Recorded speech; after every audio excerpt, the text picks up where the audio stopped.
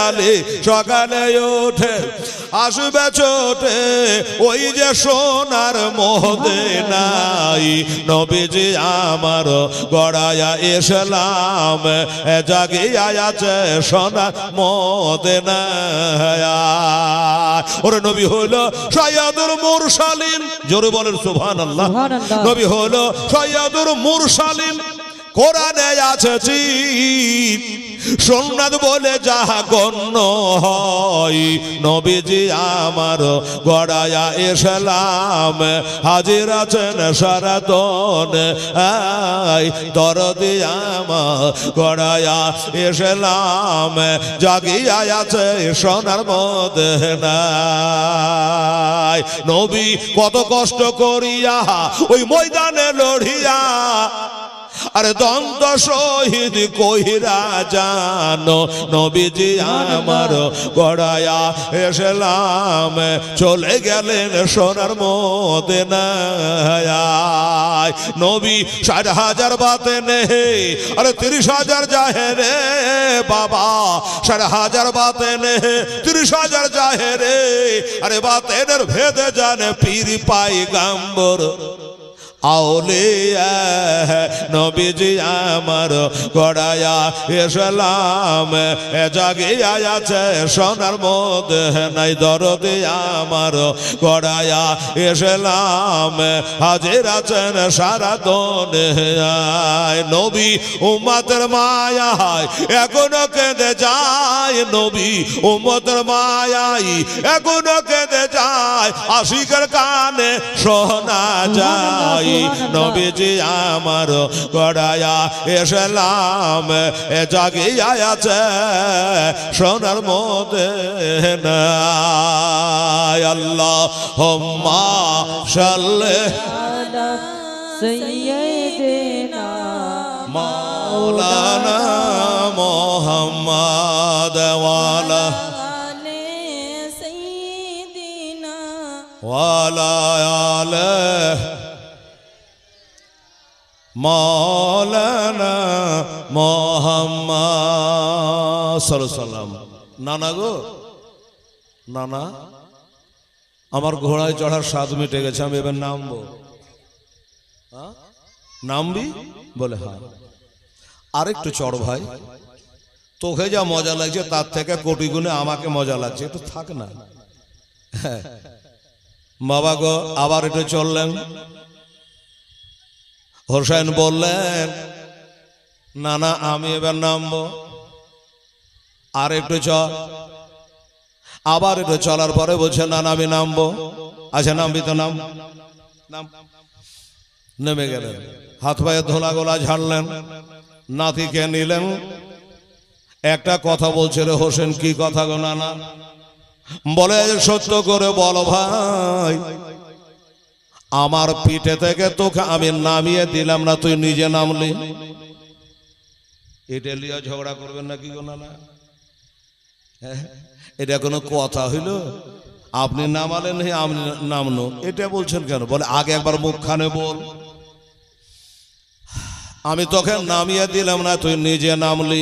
বলে না না গো তুমি তো নামাইতে চাইছিলা না, আমি বারবার করে বলি আমি নিজেই নেমে গেলাম। আমার দিনের নবী মোস্তফা নাতিকে বুকখানে নিয়ে বলে নাতি রে তুই হয়তো বুঝতে পারনি কেন তোর মুখখান দিয়ে কথাটা বার করলাম, একটু মনে রাখবি নাতে, আজ যেমন তোকে আমি পিঠে থেকে নামালাম না, আমার ইসলামের গুরু দায়িত্ব আমি তোর পিঠে অর্পণ করে গেলাম, আমি তোর পিঠে চাপিয়ে দিলাম। আর যতই কষ্ট আসো, যতই ঝড় ঝাঁকার আসুক না কেন, যত তীর আর বল্লম আসুক না কেন, সীমারে ছোড়া চলে যদি গলা দিতে হয় দিবি রে, কিন্তু জানে ইসলামের দায়িত্ব তুই পিঠে থেকে নামাইছে না। সুবহানাল্লাহ। এটাই বোঝাতে চাইছে, আমি যেমন নামাইলাম না, ইসলামের বোঝা তুইও নামাইস না ভাই। ঠিক আছে না? কথা পাক্কা। এই জীবন থাকতে কোনো বাতিলের কাছে হাত দেব না, আল্লাহ ছাড়া কারো কাছে মাথা নত করব না, কথা দিলাম। সেই হোসেন আজ কারবালাতে শহীদ গো।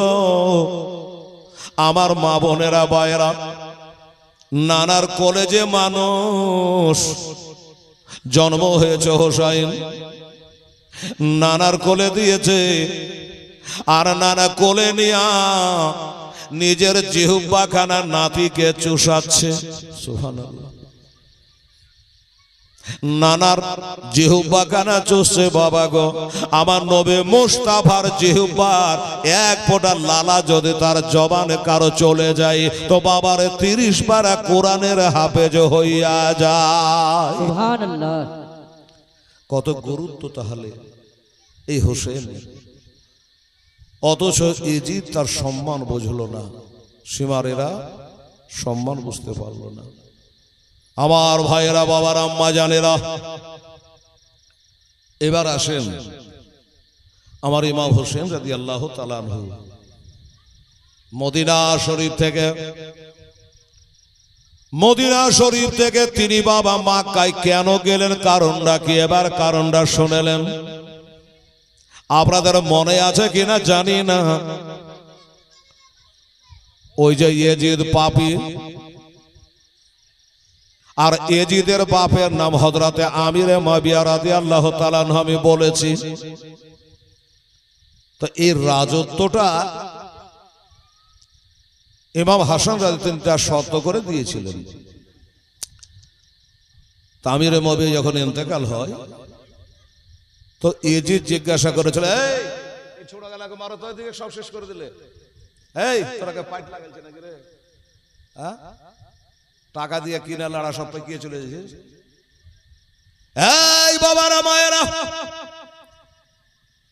ইমাম হোসেন মদিনা থেকে চলে যাচ্ছেন কেন? কেনটা শুনলেন বাবা।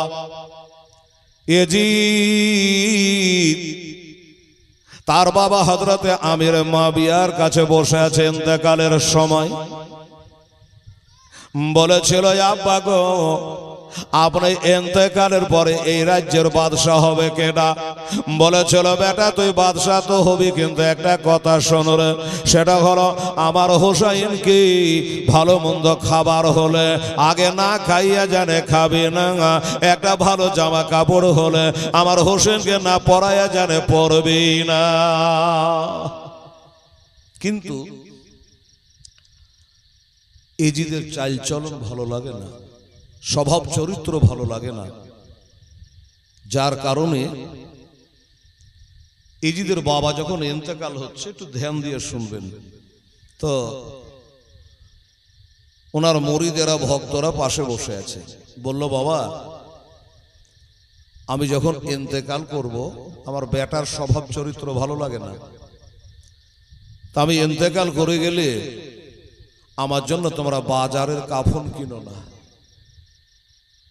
এজিদের পয়সা দিয়ে কাফন কিনো না। ভক্তরা বলে, হুজুর তাহলে আমরা চাঁদা করে তুলবো, আমাদের টাকা দিয়ে আপনার জন্য কাফন কিনে আনবো। বলল, না। তাহলে কি করব?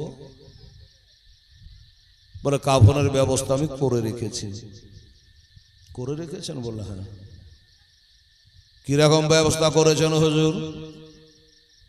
বলে, হাসান হোসেনের নানা আমার দিনের নবী মুস্তাফা সাল্লাল্লাহু আলাইহি সাল্লাম, ওই নবী মুস্তাফার একটা তহমাদ মোবারকা, লঙ্গি মোবারকা আমি চায়ের আলমারিতে রেখেছি।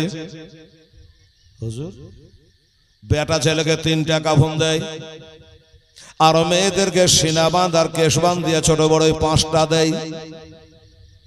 কারো জান্নাত থেকে বাবা আদম 3টা নিয়েছিল, মা হাওয়া 5টা। মেয়েদের বেশি কাপড় বেশি লাগে, আছে না? এই বাবা গো,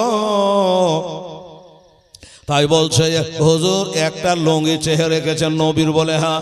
ওইতে কি হবে? বলে, না, 3টা লাগবে। আমি নবীর গায়ের একটা জুব্বা মোবারকা চেয়ে রেখেছি গো, একটা চাদর মোবারকা চেয়ে রেখেছে, সিন্ধুকে ভরা আছে। তোমরা দেখবা আমি যখন ইন্তেকাল করে যাব আমাকে বাজারের কাফন দেওয়া হবে না, ইয়ামানের কাফন দিতে হবে না, আমার নবীর ব্যবহার করা ওই কাপড় দিয়ে আমার কাফন বানাইয়া দিও। কত ভালো মানুষ ছিল তাহলে দেখেন এজিদের বাবা। আর একটা কথা তোমাকে বলি, আমি যখন ইন্তেকাল করব নিশ্চয় তোমরা চোখে সুরমা দিবা, আতর ছিটাবা, করব ছিটাবা। হ্যাঁ, তা তো হুজুর ছিটাই, সবাই ছিটাই। বলে আমার ছিটাতে হবে না কেন? বলে কর্পূর বদলে একটা জিনিস আমি পুরিয়া করে রেখেছি, ওটা ছিটিয়ে দিও। সিন্ধুকে ভরা আছে, ওইটা কি আছে হুজুর একটু বলেন। বলে ওই কাগজের পরিয়াতে দেখবা আমার দিনের নবী মোস্তাফা যখন হাতে পায়ে নখ গুলা কাটতো, কুনি গোলা কাটতো, আমি একটা করে তুলতাম, চুমা খেতাম আর কাগজে প্যাক করতাম। যখনই কাটতাম আমি তাকিয়ে থাকতাম। আর নবীর হাতে পায়ের নখ গোলা এত গলা জমা করে কাগজে পরিয়া করে সিন্ধুকের মধ্যে ভরে রেখেছে। আতর ছেটানো দরকার নাই, করবো ছিটাবার দরকার নাই, ওই গোলা আত করবোর মতন আমার লাশে ছিটিয়ে দিও। নবীর হাতে পায়ের নখগুলা আমার শরীরে ছিটিয়ে দিও, এই আমার কর্পূর কাজ করবে। আচ্ছা ঠিক আছে হুজুর, তাই হবে। ভক্তরা তাই করেছিল বাবা। 20 বছর বাদশাহী করে দামেস্ক শহরে বাবা তার ইন্তেকাল হয়েছিল। এজিদ গদিতে বসে গেল রে বাবা। এবার গদিতে বসে গিয়া বাপ মরলে মানুষের এটা শোকে শোকান্বিত হয়, এটা দুঃখে দুঃখিত হয়। কিন্তু বাবা গো, এজিদের মনের মধ্যে কোনো বাবা দুঃখ নাই, এজিদের মনের মধ্যে কোনো কষ্ট নাই। বাপ মরেছে না, কিচ্ছু গাম নেই, আনন্দ ফুর্তি করে বেড়াই। বাপ মরেছে, বাদশা হতে পেয়েছে। এবার দিকে দিকে চিঠি লিখতে লাগলো। মেশরে চিঠি লিখলো, বাসরাতে চিঠি লিখলো, মদিনাতে একটা চিঠি লিখলো। চিঠিতে কি লেখা আছে? চিঠিতে লেখা আছে, ও মদিনাবাসী, আমার বাবা হযরতে আমির মুআবিয়া ইন্তেকাল করে গেছে। এখন বর্তমানে আমি হলো বাদশাহ, আমি হলাম বাদশাহ। তাই মদিনার মানুষেরা সবাই আমার হাতে বায়াত করো, আমার হাতে বায়াত হয়ে যাও। বাবা গো, এই চিঠিখানা এসে পৌঁছালো। ওই মদিনার তখন গভর্নর ছিল, যার নাম লেখা আছে ওলীদ বিন উকবা। সুবহানাল্লাহ। না বলো ওলীদ বিন উকবা। এই ছোড়া হট হট। এই বাবা, ওলীদ বিন উকবার কাছে এসে চিঠিখানা বাবা পৌঁছাইলো। চিঠিখানা খুললো, লেখা ওই কথা আছে, আবার বাবা ইন্তেকাল করে গেছে রে ওলীদ বিন উকবা, তুই মদিনার গভর্নর, তাই আমার হয়ে মদিনার সবকে বায়াত করো। তবে একটা কথা, মদিনার লোক যদি অস্বীকার করে দেয় হব না বলে আমার যায় আসে না। খাস করে ওই চিঠির ভিতরে লেগেছে 3টা লোকের নাম। এরা জানে কোনো মতে ছুটকারা না পায়, এরা জানে বাড়িয়া যেতে না পারে। এই 3টা লোক জানে আমাকে অস্বীকার করে না দেয়, যেইভাবে হ আমার নামে তারাকে বায়াত করবা। আপনারা বলবেন হেলাল রে, ওই 3টা লোক কি, তাদের নাম কি? একটা একটা করে নাম গালা বলি রে আমার মায়েরা। একটা হলো, 1 নম্বর হলো হোসাইন ইবনে আলী, মানে আলীর ছেলে হোসাইন। নাম্বার 2 আব্দুল্লাহ ইবনে উমার, উমারের ছেলে হযরতে আব্দুল্লাহ। 3 নম্বর হলো আব্দুল্লাহ ইবনে জুবাইর রাদিয়াল্লাহু তাআলা আনহু। এই 3টা লোক খাস করে আমার নামে বায়াত হতে জানে ছুটে না যায়। সবাই যদি ছুটে যেত জাগা, আলীর ছেলে হোসেন যেন ছুটে না যায়। এই বলে বাবা যদি আমার নামে বায়াত হতে অস্বীকার করে দেয়, তাকে অ্যারেস্ট করে নিবা। এই বলে চিঠি আসলো। এখন ওলীদ বিন উকবা চিঠিখানা দেখে মাথা খারাপ। আল্লাহ, এই কোন ভেজাল লাগলো মদিনা শরীফে। তারা হলো নবীর নাতি, মা ফাতেমার বেটা, তারাই তো দুনিয়াকে মুরিদ করে বেড়ায়। আর ওই হোসেন মুরিদ হবে ওই বাটফার এজিদের হাতে হাত দিয়ে? এটা হয়? অসম্ভব। ঠিক আছে, আমি যখন এখানকার হাকিম গভর্নর একবার ডাইকে বলি কথাটা, পেটের কথাটা শুনি কি বলে। তো একদিন এই ওলীদ বিন উকবা আমার হোসাইনকে ডেকে পাঠালেন। আপনার গ্রামের যদি প্রধান সাহেব আপনাকে ডাকে, যেতে হবে। কি জন্য ডাকছে দেখি? এমপি এমএলএ যদি ডাক দেয় আপনাকে যেতে হবে। তো হোসাইন কে ডেকে পাঠালেন, 20-22টা লোককে সাথে করে নিয়ে আমার ইমাম হোসেন যাচ্ছে। এই 20-22টা লোককে সাথে নিয়ে ওলিদ বিন উকবার হাউসে যাচ্ছে। এদিকে দেখেন, আপনারা এদিকে কি তাকাচ্ছেন, এদিকে দেখেন, ওরা যা পাচ্ছে করুক, মা এদের জায়গা হচ্ছে না, তাই কমিটি বলছে আস্তে কথা বলবেন ভাই। তারপরে কি হলো, আমার হোসাইন বলে এই 20-22টা লোককে সাথে করে নে, বলে বাবা শোনো, আমার নানার কলমা তোমরা পড়েছো, আমি নবীর নাতি তোমরা জানো আর মানো, আজকে একটু আমার সঙ্গে চলো, মদিনার গভর্নর আমাকে ডেকে পাঠিয়েছে। আচ্ছা হুজুর চলে। এবার 20-22টা লোককে সাথে করে নিয়া ওলিদ বিন উকবার হাউসের গেটে গিয়া হোসাইন বলে বাবা তোমরা বাহিরখানে দাঁড়াও আর আমি একটু ভিতরে গেলাম। হুজুর বেয়াদবি মাপ, আমরা ভিতরে যেতে পারবো না? বলে না। তাহলে আমরাকে ডাকলেন কেন? ভিতরে যদি যেতে না পাই আমরাকে ডাকলেন কেন? বলে বাবা ডাকলাম হচ্ছে এক কারণ, তোমরা বাইরে দাঁড়াও, ভিতরে মারওয়ান আছে গিরগিট্টির বেটা, আমার ওপর যদি কেউ আক্রমণ করে হইচই শুনতে পাও, গন্ডগোল শুনতে পাও, আমি নবীর নাতি, আমাকে ভালোবাসো, সেই সূত্রে তোমরা একটু এসো, আর গন্ডগোল শুনতে না পালে তোমরা বাহিরে দাঁড়াও, এই কারণে তোমরাকে এনেছি।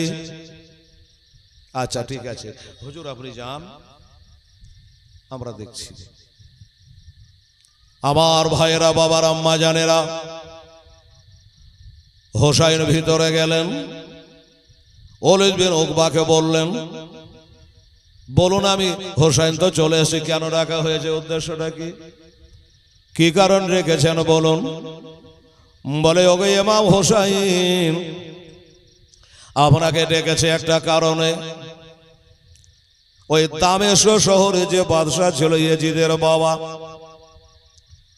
ও ইয়েজিদের বাবা ইন্তেকাল করে গেছে, ইন্না লিল্লাহি ওয়া ইন্না ইলাইহি রাজিউন।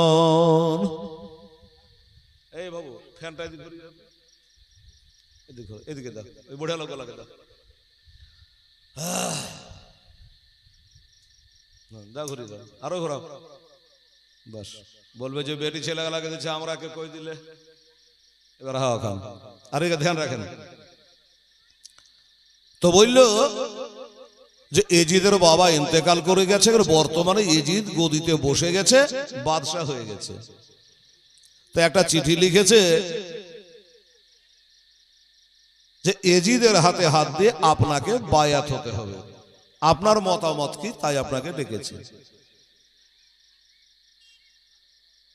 তাই না কি বললে? হ্যাঁ। আমার হোসাইন বলে শোনো, মাথা গরম করলে হবে না। হোসাইন যদি চিৎকার করে গন্ডগোল লাগিয়ে দিত, ভেজাল হতো। ওনারা ভেজাল পছন্দ করে না রে বাবা। ওলিদ বিন উকবাকে আমার হোসেন বলে শোনেন, আমি নবীর নাতি, মা ফাতেমার বেটা হাসান হোসেন, আমরা দুই ভাই, আপনারা জানেন। এক ভাই 20 পানে শহীদ হয়ে গেছে, বর্তমানে আমি আছি, আমার বেটা পুত আছে, আমার বিবি বাল বাচ্চা আছে। এজিদের হাতে হাত দিয়ে বায়াত হব কি হব না এটা কথা এখনো বলা যাবে না। আমি একটু বাড়ি যাই, আমার বিবি বাল বাচ্চা বেটা পুতকে নিয়ে একটা মিটিং করব, একটু মাসওয়ারা করব, তারপরে আপনাকে জানাবো। আপাতত চললাম। এই কথা বলে আমার হোসেন বেরিয়ে চলে আসছে। তো ওইখানে বসে আছে মারওয়ান। মারওয়ান বলল হোসেন যে চলে গেল, আজও গেল কালও গেল, এই হোসেনকে কবজা করতে পারবে না, কেন তাকে অ্যারেস্ট করলে না? ওলীদ বিন উকবা বলল, উনি তো অস্বীকার করে না, একটা রাতের সময় চেয়েছে, আর নবীর নাতি, তার উপরে আমি হাত চালাতে পারবো না। বাবারা, আমার মা বোনেরা, এবার দুঃখ চালু হয়ে গেল রে মা। ইমাম হোসাইন ওখান থেকে চলে আসছে নিজের বাসাতে, নিজের হুজরা মোবারকায়। এবার বাড়িতে চলে আসলো বাবা। ডাকার পরে সবাইকে বাবা ডাকলো, এক জায়গায় বসলো। ওই আমার মার পেটের বহিন জৈনব কই, আমার কুলসুম কই, আই বহিন রে। আমার বেটা জয়নাল আবেদিন কই, আমার বেটা আলী আকবর কই, আমার সতলা ভাই ওমর আব্দুল্লাহ কই, আমার সতলা ভাই আকবর কই, আমার আব্বাস কই। এক কথায় সবাইকে ডেকে এক জায়গায় মাশওয়ারা করলো। এ দেখো, ওলীদ বিন উকবা আমাকে ডেকেছিল, ইজিদ বাদশাহ হয়েছে, তার হাতে হাত দিয়ে আমাকে বায়াত হতে হবে। বেটারে, যদি ইজিদের হাতে হাত দিয়ে দিই, ইসলাম ধর্মটা থাকবে না। ইজিদ হলো একটা মদখোর, বাটপার, তাড়িখোর। ইজিদের হাতে হাত দেওয়া যাবে না। এবার হাত তো দেওয়া যাবে না। এবার মদিনায় যুদ্ধ চালু হবে, ইজিদ সৈন্য পাঠাবে হাজারে হাজার। এবার যুদ্ধ করতে গিয়া, আর যুদ্ধে জয় ক্ষয় একটা তো আছে, কিন্তু শোনো, এই মদিনায় যুদ্ধ করতে গেলে পারবো না পারবো পরের কথা। ওই যুদ্ধর বাহানে আমার নানার রওজা পাকটা ভেঙে দিতে পারে, ইজিদকে বিশ্বাস নাই বাবা। আমার মা ফাতেমার কবর ভেঙে দিতে পারে, আমার বড় ভাই ইমাম হাসানে কবরটাকে ভেঙে দিতে পারে। আমি মদিনায় যুদ্ধ করব না, দরকার হলে মদিনা থেকে চলে যাব, তাও ভালো, এখানে যুদ্ধ করব না। এটা ইমাম হোসেন বেটা পুতকে নিয়ে একটা মাশওয়ারা করে নিলেন। তা আব্বা, তাহলে কি করা যাবে? বলে, আজকে আর একটা সময় নিয়েছে রে বেটা, আজকে ফজরের নামাজ পড়ার পর এই মদিনা থেকে রওনা দেব, আমরা চলে যাব মক্কা শহরে, কারণ আরব আহবার। ওরে মক্কায় আমার, মদিনা হইল সোনার দেশ। আরে যেই দেশেতে শুয়ে আছে, যেই দেশেতে জেগে আছে, যিনি হইল নবীদের শেষ। শোনো,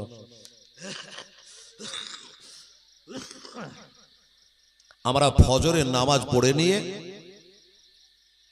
এই মদিনা থেকে মক্কার দিকে রওনা দেব। তোমরা সব রেডি থাকো, জৈনব, কুলসুম তোমরা রেডি থাকো, আলী আকবর, জয়নাল আবেদিন রেডি থাকো, এই আলী আসগারের মা, এই হাসান বানু, সাহার বানু, উম্মে রুবা, উম্মে লাইলা, তোমরা সবাই তৈরি থাকো। ফজর পরে পরে আমরা আর মদিনায় থাকবো না, চলে যাব। 400 মাইল রাস্তায়, এত দূর লম্বা রাস্তা যেতে হবে, ঘোরঘাট থেকে বার হয়ে যাব। তবে একটা কথা তোমরাকে বলি,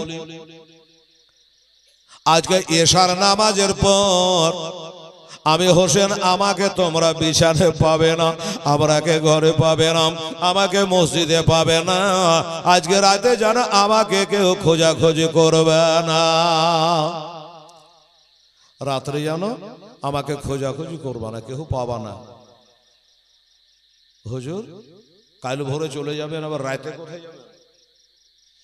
বলছে রাতে আর মদিনে আসতে পারবো কি পারবো না? বেটা রে, একটু আমার নানার রওজাটা জিয়ারত করব, আমার মার কবরটা একটু জিয়ারত করব, আমার বড় ভাইয়ের কবরটা একটু জিয়ারত করব, আমার একটা মামুর কবর আছে ইব্রাহিম, তার কবরটা একটু জিয়ারত করব।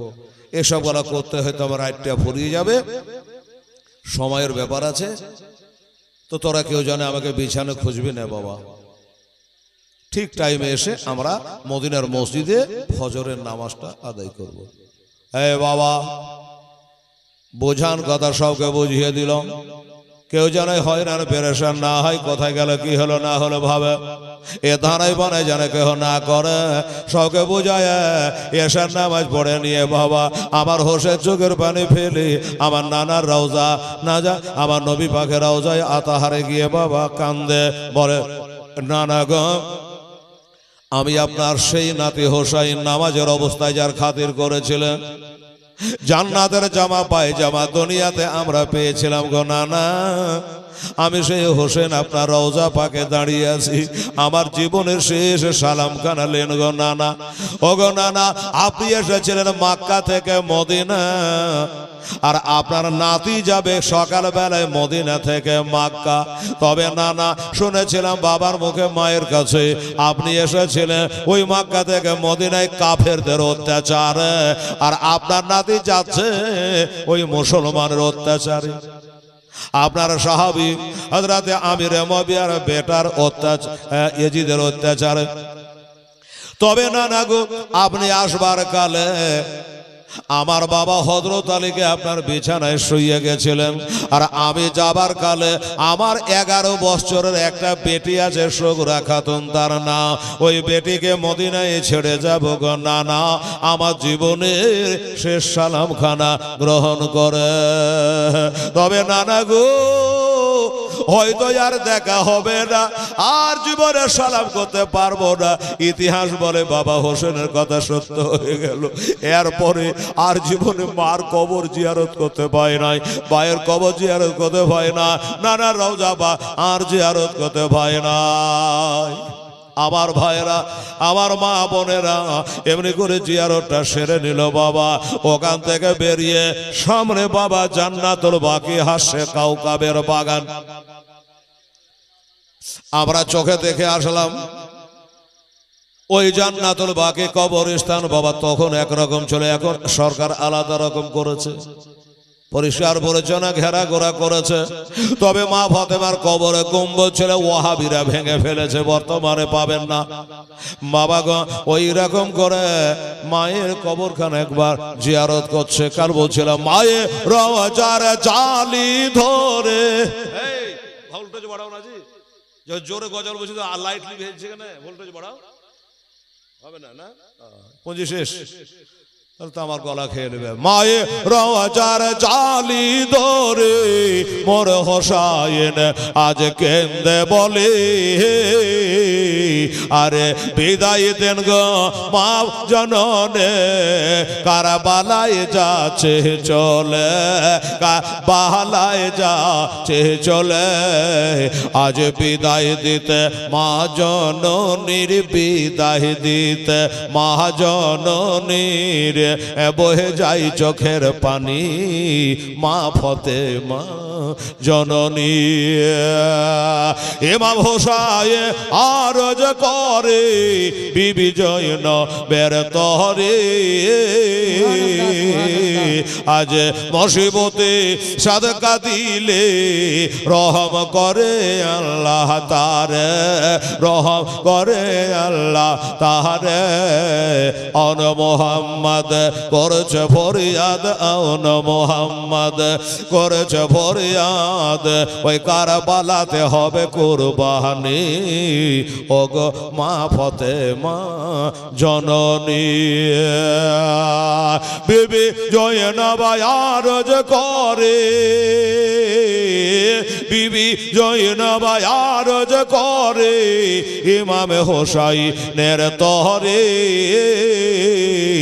আজ মুসিবতে সাদকা দিলে রহম করে আল্লাহ তারে, রহম করে আল্লাহ তারে। আজ অন মোহাম্মদ মুআজ্জাজ শামিল মোহতারাম বেরাদারান ইসলাম, আমার মা বোনেরা, যাকে আমি আর গজল বলে সময় কাটাতে চাইছি না। ওখান থেকে মায়ের কবরটা জিয়ারত করলো, বড় ভাইয়ের কবরটা জিয়ারত করলো, করে একটু আগে একটা ছোট্ট মতো কবর, ওই কবরটা একটু জিয়ারত করলেন। আমরা বলবে হেলাল ওই কবরটা কার? ওই কবরটা হলো আমার নবীর বেটা গো।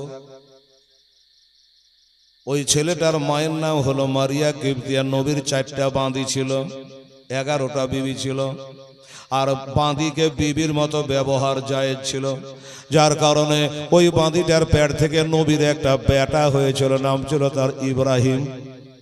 1.5 বছরের ছেলে। ঘটনা আছে, ওই কবরটার কাছে গিয়ে কাঁদছে, না মামা গো, আমার কারণে আজ আপনাকে কবরে আসতে হয়েছে, নানা যদি আমাকে পাঠাতো আপনার মতো হয়ে আমাকে কবরে ঘুমিয়ে থাকতে হতো। ব্যাপারটা এরকম। একদিন এক কোলে বসে আছে হোসাইন, এক কোলে বসে আছেন ইব্রাহিম, এক কোলে বসে আছে নিজের বেটা, আর এক কোলে বসে আছে বিটির বেটা। একবার নবীর ডানে চুমা দেয়, একবার বামে চুমা দেয়, আদর করছে নাতিকে আর বেটাকে। আমার আল্লাহ তাআলা দেখছে, ও বাবা, জিবরাইলকে পাঠালো, জিবরিল রে যাও যাও, আমার নবী দেখো, একবার বেটাকে চুমা দেয়, একবার নাতিকে চুমা দেয়। ওরে জিবরাইল যাও, আমার নবীকে বলো ওই দুটার ভিতরে জানে আমাকে একটা জমা দেয়, আমি একটু আনন্দ করি রে। হঠাৎ করে সাইয়্যিদুল মালায়েকা মুআল্লিমুল মালাকুত হামিল কোরআন হযরত জিবরাইল চলে আসলো। আসসালামু আলাইকা রাসূলুল্লাহ, আসসালামু আলাইকা হাবিবাল্লাহ। নবী নাতির দিক থেকে বেটার দিক থেকে মুখটাকে সরায়া, কি ব্যাপার ভাই জিবরাইল? বলে নবী গো, একটা খবর এনেছে হুজুর। বলে কিসের খবর? বলল আপনার যে ডান কোলে একটা, বাম কোলে একটা, 2টা সন্তান আছে, এ দুটার মধ্যে আল্লাহ তাআলাকে একটা জমা দেওয়া লাগবে। এই জন্য আমি আল্লাহর কাছ থেকে ওই হুকুমটা আপনাকে শোনাবার জন্য এসেছি। আমার নবী বলছে, আরে একটু আগে আবার 2 ছেলেকে চুমা দিচ্ছিলাম, বেটির বেটাকে, আমার নিজের বেটাকে। আল্লাহ বলছে একটা নেব। আচ্ছা আল্লাহ যখন নেবে তো আমি দেবো। ওরে জিবরাইল, আল্লাহ কি বলেছে? আমার ডান কোলেটা নেবে না বাম কোলেটা নেবে? আমারটাকে নেবে না আমার বিটিরটাকে নেবে? আল্লাহ যাতে রাজি, আমিও তাতে রাজি। জিবরিল বলছে, হুজুর আপনি যাতে রাজি, আল্লাহ তাতে রাজি। এই দুটার ভিতরে আপনি যেটা রাখবেন রাখের, যেটা দিবেন দেন, আল্লাহ আপনাকে ব্যাপারে মুক্তার বানিয়েছে। তাই নাকি? বললে হ্যাঁ। আচ্ছা ঠিক আছে। নবী আবার একটু বাবা 1 মিনিট চিন্তা করে নিল, তাই তো আমার ওপর বিচার দিয়ে দিল। আমরা হলে কি করতাম বাবা? নিজের বেটাটাকে রেখে দিতাম, নিজেরটাকে রেখে দিতাম, আর বিটিরটাকে বাবা দিয়ে দিতাম, যে আমার বেটা যদি না থাকে আবার খাটলি বহবে কে, আমাকে আব্বা বলে ডাকবে কে? কত চিন্তা হতো। কিন্তু আমার নবী পাক সাহেবে লালক একটা চিন্তা করে যে না না, আমার বেটা ইব্রাহিমকে যদি দিয়ে দিই তাহলে আমার বাঁধি মারিয়া কিপ্তিয়া কাঁদবে, আমি সহে নিতে পারবো। আর যদি হোসাইনকে দিয়ে দিই আমার বেটি ফাতেমা কাঁদবে, আমার এতিম বেটি ফাতেমা বেটার লেগে কাঁদবে, আমি নবী সহিতে পারবো না। এত বেটিকে ভালোবাসতো। এই কারণে বলে, ভাই জিবরিল রে, আল্লাহকে বলো গা আমি আমার নিজের বেটা দেব, কিন্তু আমার হোসেনকে দিব না। ঠিক আছে, আপনার ভালো তো ভালো। এই কথা বলার 3 দিন পরে জ্বর নাই, জ্বালা নাই, অসুখ নাই, বিসুখ নাই, আমার নবীর বেটা বাবা ইন্তেকাল করে গেল। ইন্না লিল্লাহি ওয়া ইন্না ইলাইহি রাজিউন। তাহলে বেটার থেকে নাতিকে বেশি ভালোবাসে কিনা আপনারাই বলেন বাবা। এবার যখন বেটা ইন্তেকাল হলো, ওই মক্কার কাফেরেরা বলতে আরম্ভ করলো। মক্কার কাফেরেরা বলে, নবী হলো একটা লেজ কাটা দম্বরু দেয়া নবী। আরে 2টা জেনারেটর গুলা চালাও গা, তেল পুড়বে। আবার বক্স গুলো বন্ধ হয়ে গেল। হ্যালো, আমার দোস্তরা বুজুর্গরা কি করবে বাবা? আল্লাহ আল্লাহ। এবার বলে কাফেরেরা বলতে লাগলো, নবী হলো লেজ কাটা দম্বরু দেয়া নবী, তার বেটা ইন্তেকাল হয়ে গেছে। আমার আল্লাহ তাআলা বলে, হাবিব গো ওরা কি বলছে দেখলাম না। বিসমিল্লাহির রহমানির রহিম, ইন্না আতাইনাকাল কাউসার ফাসাল্লি লিরাব্বিকা ওয়ানহার, ইন্না শানিয়াকা হুয়াল আবতার। আমার আল্লাহ বলে, হাবিব আপনাকে হাউজে কাউসার দান করেছি, অনেক গুণে গুণান্বিত করেছি গো নবী। আপনি আপনার রবের জন্য নামাজ পড়ে না, কোরবানি করে, আর যারা আপনাকে লেজ কাটা দম্বুরিদা বলছে আসলে তারাই হলো দম্বুরিদা। এই কবরটার কাছে গিয়ে আমার হোসেন বলছে, না মামা, সেদিন যদি আপনাকে না দিয়ে আমাকে দিয়ে দিত তাহলে আপনার মতো কবরে আমাকে ঘুমাইতে হতো। তাই সে মামার কবরটা এটা জিয়ারত করে নিল বাবা। এবার জিয়ারত করে নিয়ে ওদিকে ফজরের নামাজের টাইম হয়ে যাচ্ছে। আমার হোসেন দেখলে ফজরের নামাজের টাইম হয়ে যাচ্ছে, আর জীবনে আবার ফজর মদিনাতে হবে না।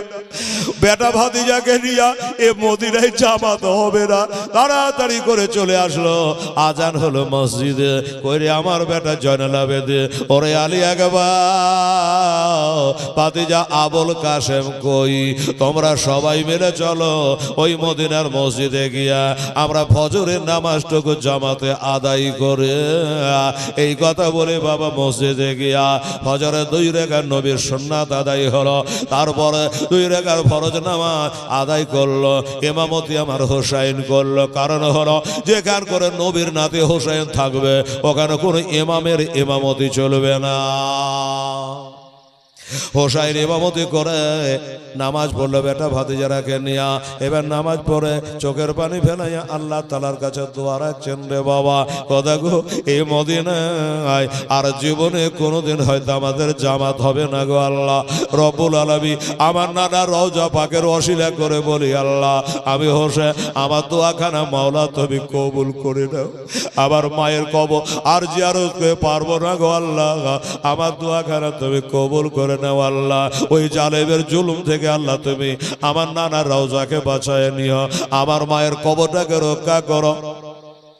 এই সূত্রে আল্লাহ আমি সবাইকে নিয়ে মদিনায় চলে যাচ্ছি। আল্লাহ গো, যে তারিখে আমার মদিনাতে জন্ম হয়েছিল শাবান চাঁদের 5 তারিখে, আজকে শাবান চাঁদের 5 তারিখ হয়ে গেল।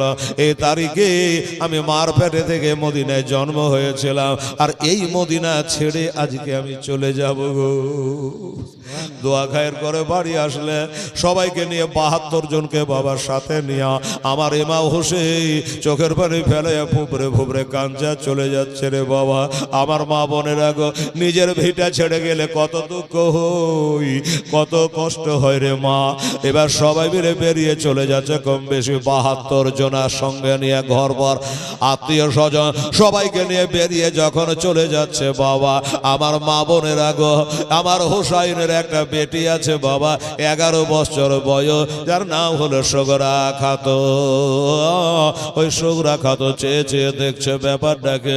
আমার মা চলে যাচ্ছে, আমার 2টা ফুপু যাচ্ছে, ফুফাতো ভাইয়েরা যাচ্ছে, আমার ভাইয়েরা যাচ্ছে, আমার চাচাতো ভাইয়েরা যাচ্ছে, আমার আব্বাও চলে যাচ্ছে, আমার জনম দুঃখে মা সেও চলে যাচ্ছে। কিন্তু আমাকে কেন কেউ ডাকে না, আমাকে কেন সাথে নেয় না, আমাকে কেউ কেন কিছু বলে না, কি অপরাধ করেছি বাবা গো। জ্বরে তরতর করে কাঁপতেছি। তখন ওই সগুরা খাতুন ডাক দিয়ে কয়, আব্বা গো, এই সাত সকালে ফজরের নামাজ পড়ে নিয়া আমার মাকে নিয়ে বোনকে নিয়ে কোথায় চলে যাচ্ছেন আব্বা? বলল, বেটি এখান থেকে আমরা কম বেশি 326 কিলোমিটার দূর, 400 মাইল দূর, 450 মাইল কেউ বলে, এত দূরের রাস্তা আমরা চলে যাব মা এই মদিনা ছেড়ে। বললো, এজিদের অত্যাচারে মদিনা ছেড়ে চলে যাচ্ছে রে মা। বলছে, আব্বা গো যাচ্ছেন কিন্তু কই? আমি কি আপনার বেটি না? আমি কি আপনাকে আব্বা বলে ডাকি নে গো আব্বা? আমাকে কারোর সঙ্গে নিচ্ছেন না। বললো, বেটি রে তোকে আজ লিয়া যাব না রে মা, এই জন্য নিয়ে যাব না, তোর গায়ে জ্বর লেগে আছে মা। এত জ্বরের গায়ে তোকে যদি নিয়ে যায় 400 মাইলের মধ্যে 100 মাইল যাওয়ার পরে তোর জ্বরটা যদি বেড়ে যায়, তখন তোকে নিয়ে ব্যস্ত হয়ে যাব, দৌড়ঝাঁপ আরম্ভ হয়ে যাবে, আমার ইসলাম নিয়ে ব্যস্ত হতে পারবো না। এই জন্য মা সগরা খাতুন তুমি মদিনায় থেকে যাও মা। মদিনায় থেকে যাও। সগরা বলে আব্বা গো, আচ্ছা আমার জ্বর ভালো হয়ে গেলে আমাকে নিয়ে যাবেন না? আমাকে কোনোদিন কি নিয়ে যাবেন না গো আব্বা? আমার হোসেন বলল বেটি 1 মাস পরে তোর ভাই আলী আকবরকে পাঠাবো, আর ওই আলী আকবর এসে তোকে নিয়ে চলে যাবে রে মা। সগরা কান্দে আজ মদিনাতে, ওরে সগিনা কান্দে কারবালায়। জয়নুল আবেদে বন্দি হলো এজিদের ওই জেলখানায়। সুগরা বলছে আব্বা আমাকে যে রেখে যাচ্ছেন, আব্বা গো এত বড় বাড়িতে আমি জ্বরের মেয়ে, 11 বছরের একটা বেটি, কেউ থাকছে না, সবাই চলে যাচ্ছে, ছোট ভাইটাও চলে যাচ্ছে, ছোট বহিনটাও চলে যাচ্ছে, আমি কেমন করে থাকবো গো আব্বা? ওই আব্বা যা হুজুর একটা কথা আপনার কাছে বলবো, একটা দাবি আপনার কাছে করব, সে দাবিটা হলো এটা, ওই যে আমার 6 মাসের একটা ভাই আছে আলী আসগর, তার নাম, ওই আলী আসগরকে আমার বুকখানে দিয়ে যান না গো। আলী আসগরকে দিয়ে যায়, আমি বুকখানে নিয়ে কাঁদবো গো। আমার মনটা যখন খারাপ হবে, ছোট ভাইটাকে কোলে করে সোহাগ করব, আদর করব গো আব্বা। আমার হোসেন বলে বেটি রে তোরা আপনারটা ঠিক আছে রে মা, কিন্তু আলী আসগরকে দেওয়া যাবে না। কেন যাবে না? আলী আসগর ভাত রুটি খেতে জানে না, খোরমা খেজুর খেতে জানে না। আলী আসগর মায়ের স্তনে দুগ্ধ পান করে মা।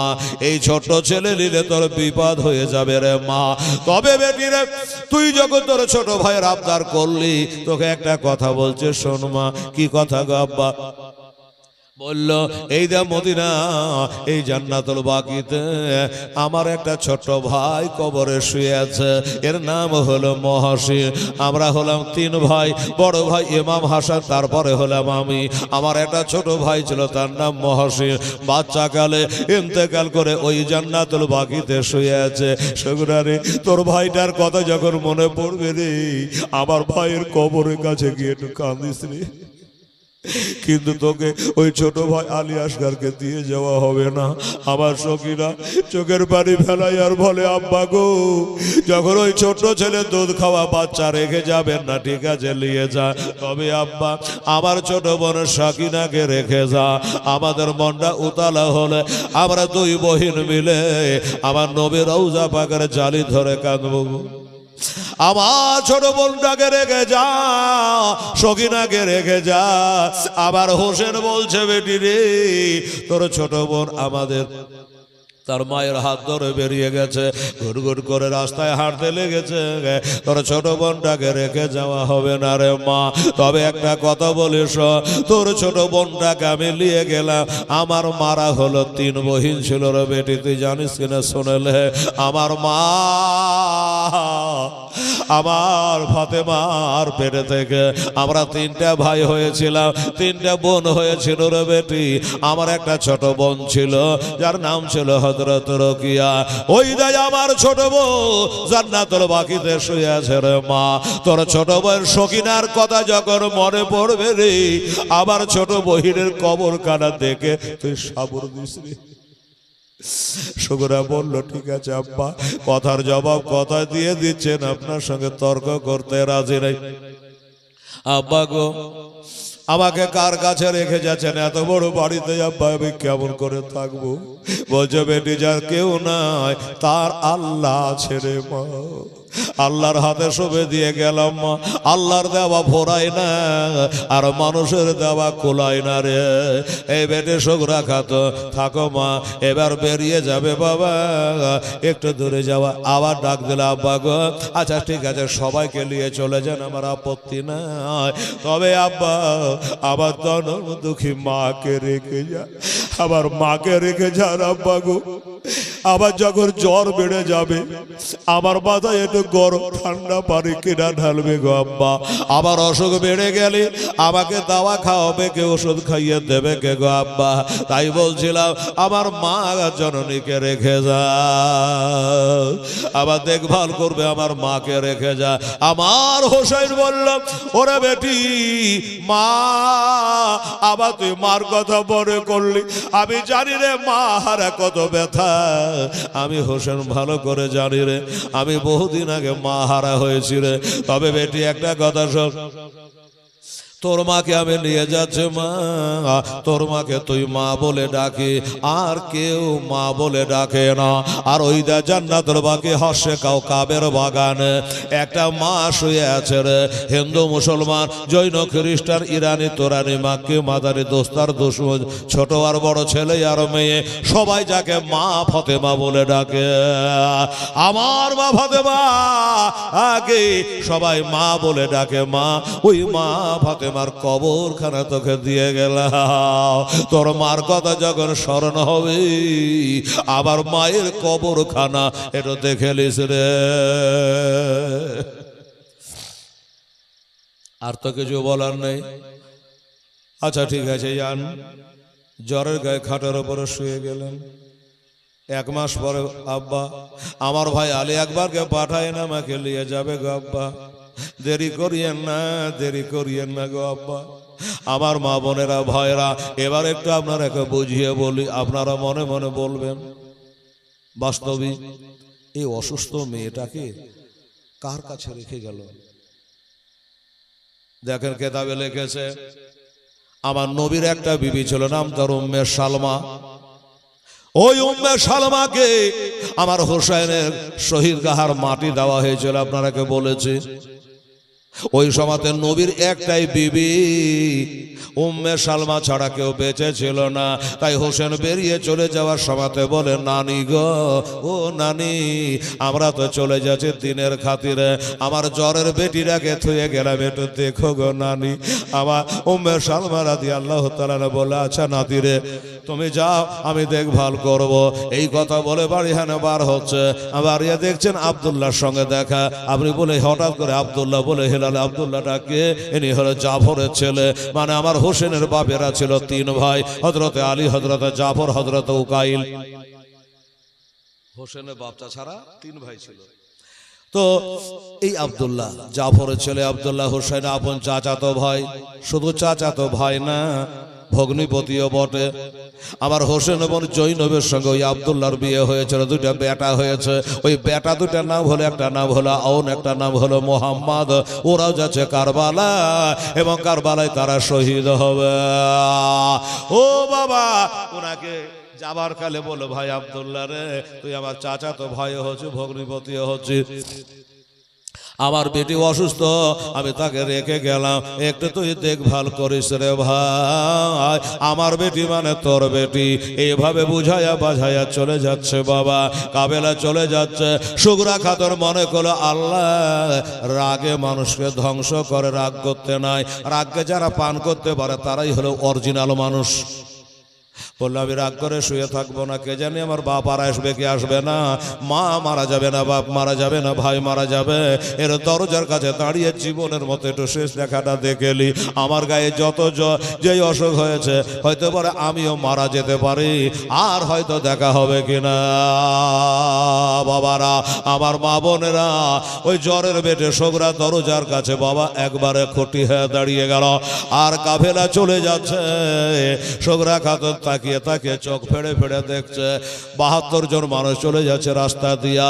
হঠাৎ করে জানে থামতে পারলো না, একবার মা বলে জানে আওয়াজ দিল, বলে মা গো আমি শুনেছি মায়েরা নাকি বেটিকে খুবই ভালোবাসে, মা বেটিকে বেশি ভালোবাসে। এই কথা যদি সত্য হয় গো মা, এই জ্বরের বেটিকে ফেলায়া তুমি কেমন করে পা তুলছো মা, কেমন করে তুমি চলে যাচ্ছ গো মা, আমাকে কি তুমি পেটে রাখো নাই, আমার প্রতি কি তোমার ময়া দয়া নাই গো মা। এই করে মা বা করে কাঁদে। অমনি জানে সুগরা খাতুনের মা জানে থমকে দাঁড়িয়ে গেল বাবা। দাঁড়িয়ে বলছে স্বামী ইমাম হুসাইনের সামনে দাঁড়িয়ে বলে হুজুর গো হুজুর দুঃখের উপরে দুঃখ, একটা কথা বলবো হুজুর, আমার হোসেন বলে মনের অবস্থা ভালো নাই রে, যে তারিখে আমার জন্ম সেই তারিখে মদিনা ছড়ছে, আমার বুকে ব্যথা জমে আছে। বিবিরে কি কথা বলবে তাড়াতাড়ি করে বলো। বলে স্বামী গো, একবার পিছন দিকে তাকায় দেখে আমার বেটি 10 মাস যাকে পেটে করে বহে নিয়ে বেরিয়েছে গো স্বামী। আমি বুকে দুগ্ধ পান করিয়ে যাকে মানুষ করেছিলাম গো স্বামী, ওই দেখেন আমার বেটির শোকরা দরজার কাছে দাঁড়িয়ে গেলে মা মা করে কাঁদছে, কালে মা মা করে ডাকছে। হুজুর একটু যদি আমাকে অনুমতি দিতেন, একটু যদি আমাকে সময় দিতেন গো স্বামী, আমি একটা দৌড় বেড়ে গিয়ে বেটির চোখের পানি গালা একটু মুছিয়ে দিতাম। আমি চোখের পানি গালা মুছিয়ে দিতাম, আবার এসে দলের সাথ ধরে নিতাম, আবার হোসাইনে চোখ দিয়ে পটপট করে পানি চলে আসলো রে বাবা। যে বিবি রে, মারা কত জ্বালায় আমি জানি রে, আমার শগুরার ভিতর কানা যে কেমন করছে আমি জানি রে। বিবি যাও, আমি তোমাকে অনুমতি দিলাম, যা তাড়াতাড়ি করে এক দৌড়ে গিয়া বিটির চোখের পানি কানায় আঁচল দিয়ে মোছায়া দাও। তবে একটা কথা, ওই পানি মোছাতে গিয়া বিটির ময়াতে জানো তুমি থেকে যাও না। বলে হুজুর আমি থেকে যাব না, আমি যাব বিটিকে বুঝিয়ে আবার চলে আসব। আচ্ছা ঠিক আছে যাও। চলে গেল। শোকরা খাতো তৎক্ষণাৎ খাটের ওপরে গিয়ে শুয়ে গেছে। হঠাৎ করে মা এসে খাটের পাশেতে বসে বাবার লম্বা করে বিটির গায়ে একটা হাত বুলিয়ে দিল। আরে মা, ওরে জননী মা, যেমনি মা লম্বা করে হাত বুলিয়ে দিয়েছে বাবা গো, অমনি জানে মনে হচ্ছে ওই শোকরা খাতুনের শরীরের 40 ডিগ্রি জ্বর জানে কমে গেল। মায়ের গায়ের স্পর্শ পেয়ে, মায়ের হাতের স্পর্শ পেয়ে জানে জ্বর হালকা হয়ে গেল। চোখের পাতা তুলে দেখলো মা বসে আছে পাঁজরে, চোখের পানিগুলোকে মোছায়া মোছায়া দিচ্ছে।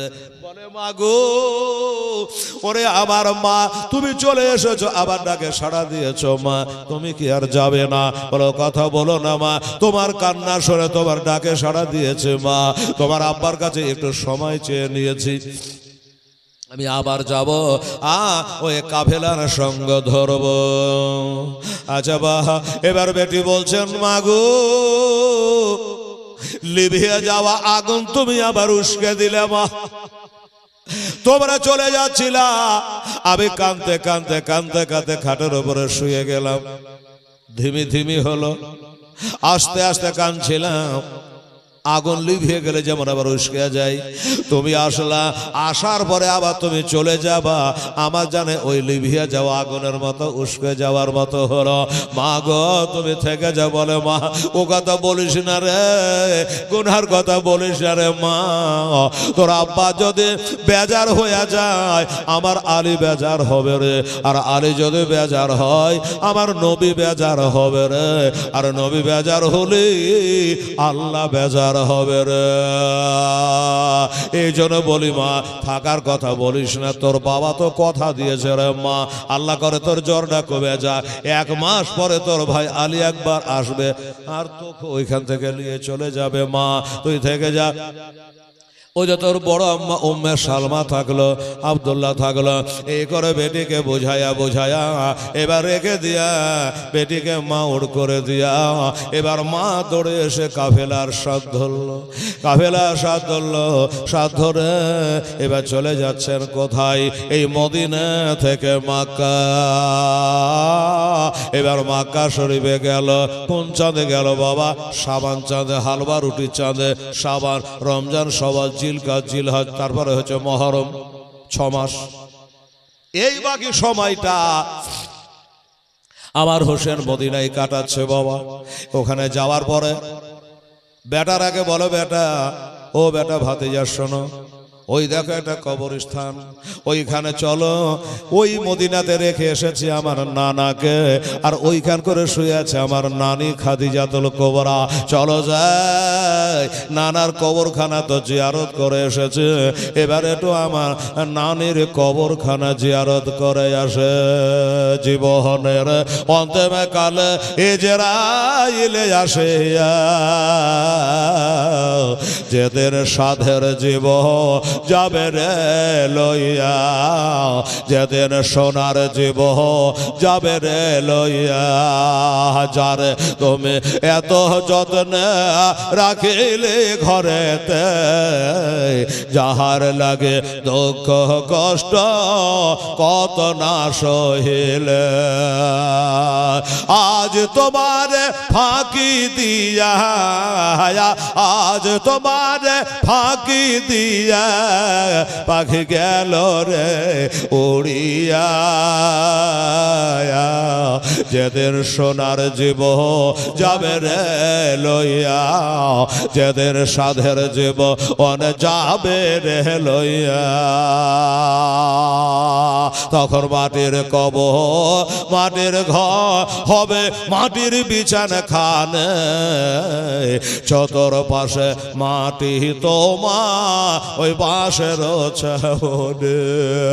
মাটি কবর মাটির ঘর হবে, মাটির বিছানা খানে, চতর পাশে মাটি তোমার বাঁশের ছাউনি। কেমন করে রইবি রে ভাই, কেমন করে রইবি রে ভাই ওই অন্ধকার কবরে। যেদের সাধের জীব অন যাবে রে লইয়ে, যেদিন সোনার জীব যাবে রে লইয়ে। মরতে হবে এই ভবে একদিন, ওরে কেউ রবে না বাঁচিয়া, আর মরণ জালে আছে রে ভাই আমরা যে ফাঁসিয়া। আল্লাহুম্মা সাল্লি আলা সাইয়্যিদিনা মাওলানা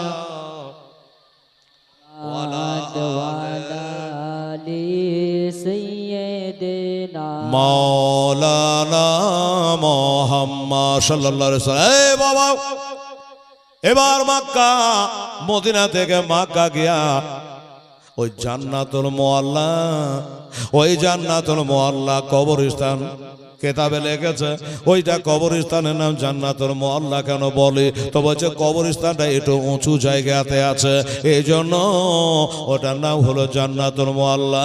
ওইখান করে মা খাদিজার কবর আছে রে বাবা।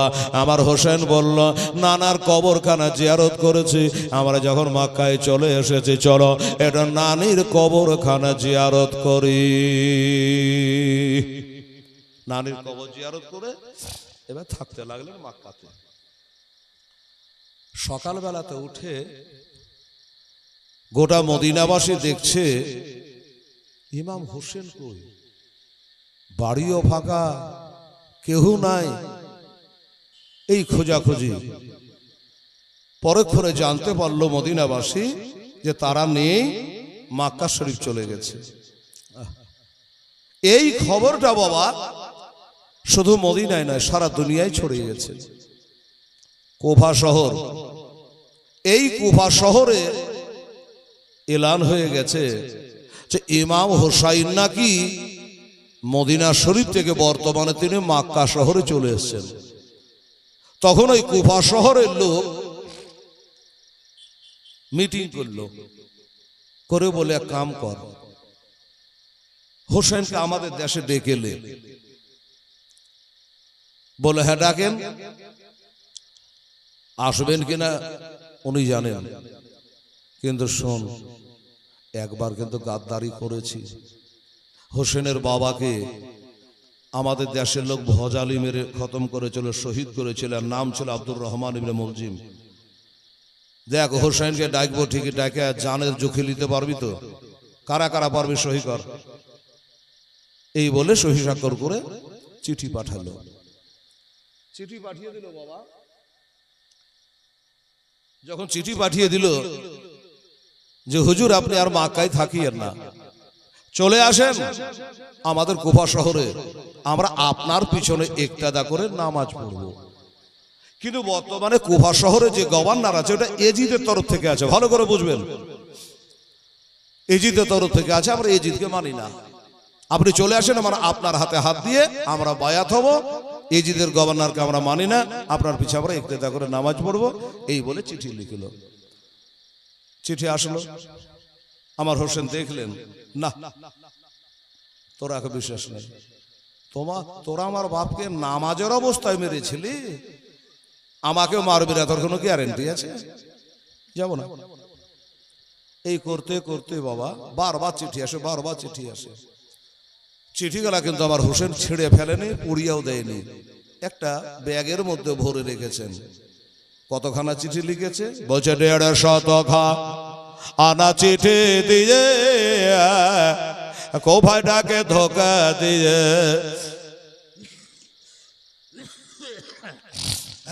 150 চিঠি দিয়ে কোভাইটাকে ধোকা দিয়ে আবার তারাই শেষে শহীদ করে, তারাই শেষে শহীদ করে। এ হলো কোফের কুচর, নীলাকাশায় লাল হইল যেন রক্তের বরর। ইমাম হোসেন শহীদ হলো তার নানারে উম্মতের কারণ। আমার ভাইরা, আমার হুসাইনকে সারা জগৎ ভালোবাসে, জানেন তো, সবাই ভালোবাসে। এজিদের দল ভালো তখনও বাসে না, এখনো ভালোবাসে না। বাবারে, বলতে বলতে বলতে প্রায় 2.25 ঘন্টা হতে যাচ্ছে, 12:30টার দিকে কাঁটা আগাচ্ছে। 5টা মিনিট খালি গজলটা বলতে বলতে কালকের মতো বাবা এখানে যারা বসে আছেন, আমার নবীর যে একটা মাদ্রাসা এখানে কায়েম হবে, এই জন্য আমার মায়েরা বোনেরা, এই বাবু কমিটির ছেলেরা সবাই সজাগ থাকো। হ্যাঁ, সেটা হলো যে আপনারা আজকে মহফিলের মধ্যে 1000, 2000, 500, 100 যে যা পারবেন একটা ঝলক আমরা তৃতীয় রাত্রিতে একটা দান দেন তো বাবা। খালি গজলটা বলতে বলতে যতটুকু হয় আল্লাহর নবীর মাদ্রাসার জন্য। কারা পারবেন বাবা? একটা করে 1000 টাকা আমার ভাইরা দাদুরা পারবেন? 5টা ভাই আমার, দেখেন তো। আর কমিটির ছেলেরাকে বলবো, বাবু তোমরা যারা কালেকশন করো, নাম জানছি না, একটু আমার মা বোনদের কাছে যাও, এতগুলা মায়েরা বোনেরা বসে আছে, 100টা করে টাকা দিলে অনেক টাকা হয়ে যাবে ইনশাআল্লাহ। তো আমার ভাইরা আছে, একটা আল্লাহর বান্দা 1000 টাকা মরা বাপের জন্য, মায়ের জন্য, বাবার জন্য, দাদার জন্য, নিজের জন্য, শরীর সারাগতের জন্য বাবা। হ্যাঁ, যদি পারেন তাহলে আপনি এখানে হাজির হন, আমরা টাকাটা এখানে জমা করে দেবো, দিয়ে গজলটা বলে একটা দোয়া করে দিয়ে বাস আগে বাড়বো ইনশাআল্লাহুল আজিজ। যারা এখানে বসে আছে আপনারাকে বলছি, হ্যাঁ আপনাদেরকে বলছি। আর আমার মা বোনদের কাছে যাওয়ার জন্য ছেলেবেলা কই, এই বারবার ব্যাঘাত থাকলে আমার মেজাজ গরম হয় কিন্তু বাবা। তোমরাকে বলি যে দিনের বেলা থেকে তোমরাকে শিখিয়ে রেখেছি, যাও, আমি তার নাম জানছিলাম, অমুক অমুক করে ডাকবো, আরে 2টো ছেলে জানা রে বাবাকে, আমার মা বোনেরা দিবে, যাও। এই তো তুমি আছো এখানে, তো দূরে তাকাচ্ছি খুঁজে পাচ্ছি না, যাও, একটু বলা মাত্র উঠে যেতে হবে, 2-4-5টা ছেলে চলে যাও। কাল থেকে নাম মুখস্থ করবো, 4-5টা ভলান্টিয়ার নাম ধরে ডাকবো। আচ্ছা, আমার মা বোনেরা আসতে পারবে না, ঠিক আছে, কিন্তু বাবা আপনারা কেউ একটা ভাই আল্লাহর বান্দা 1000 টাকা পারবেন না বাবা? 1000 টাকা মাদ্রাসার নামে দেবেন। এতক্ষণ ধরে আপনাদেরকে শুনিয়ে যাচ্ছি, বলে যাচ্ছি, নাদ গজল বলে যাচ্ছি, একটু খালি সময় নিয়েছি নবীর মাদ্রাসার খাতিরে। যদি পারেন আল্লাহর বান্দা 500 টাকা করে, 1000 টাকা করে, 100 টাকা করে, 5টা 10টা কলম যদি আপনি দেন, তাহলে ইনশাআল্লাহুল আজিজ আজকে তৃতীয় রাত্রিটাও ফাঁকা যাবে না। 150 আনা চিঠি দিয়ে কোভাইটাকে ধোকা দিয়ে, 150 আনা চিঠি দিয়ে কোভাইটাকে ধোকা দিয়ে আবার তারাই শেষে শহীদ করে, তারাই শেষে শহীদ করে। এ হলো কোফের কুচর, নীলাকাশায় লাল হইল যেন রক্তের বরর। কারবালার ওহে মরর পরে ইমাম হোসেন লড়াই করে। এই মা বোনের একটু বেশি বেশি করে দেবেন মা, ইনশাআল্লাহ নবীর মাদ্রাসা এখানে, হ্যাঁ বাতি জ্বলবে রে মা, ইনশাআল্লাহ দেশের যে কত উন্নত হবে, কত ছেলেরা কোরআন আল্লাহর বাণী শিখবে রে মা। এই জন্য আপনারাকে বলবো একটু বেশি বেশি করে দেওয়ার চেষ্টা করবেন। আর ডেলি দিচ্ছেন অবশ্য, আপনারাকে কি বলবো, আমার ভাইরা 1000 টাকা দেওয়ার মতো নাই বাবা। 5টা ভাই 500 করেও পারবেন না, একটা ভাই তো পারবেন 1000 কি 500 টাকা। আপনি 1 জোড়া দেবে, তা আপনার দেখা দেখি আর 5 জোড়া দেবে, ঠিক আছে। তো একটা ভাই আমার দাদা আমার উঠে আসেন ইনশাআল্লাহুল আজিজ, খুব তাড়াতাড়ি করুন, মাত্র 2 লাইন 3 লাইন বলবো, আমার মায়েদের টাকাটাও চলে আসবে আর দোয়া হবে। সুবহানাল্লাহ। কারবালার ওহে মরার পরে ইমাম হোসেন লড়াই করে, কারবালার ওহে মরার পরে ইমাম হোসেন লড়াই করে। আবার 3 দিন ধরে না দায়া পানে এজিদের বদ কারণ, নীলাকাশায় লাল হইল যেন রক্তের বরণ। জালেমেরা ঘিরে ঘিরে তীর মারিল ইমামের, জালেমেরা ঘিরে ঘিরে তীর মারিল ইমামের। কাতর হালে ইমামে হোসেন, কাতর হালে আমার ইমামে হোসেন খোদাকে করে স্মরণ। নীলাকাশায় লাল হইল যেন রক্তের বরণ। ফারেশতারা আসিয়া বলে ইমামে দয়ে পদ তলে, ফারেশতারা আসিয়া বলে ইমামে দয়ে পদ তলে।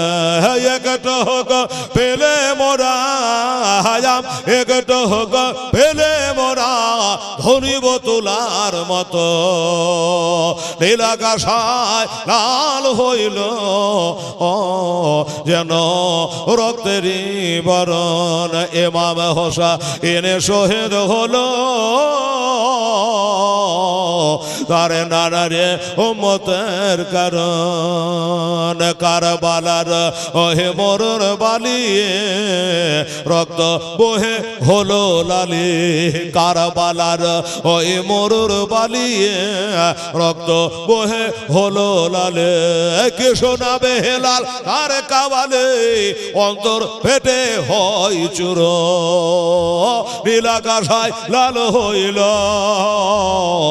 যেন রক্তের বরণ। আল্লাহুম্মা সাল্লি সাইয়্যিদিনা মাওলানা মুহাম্মদ। আসেন সামনে আসেন।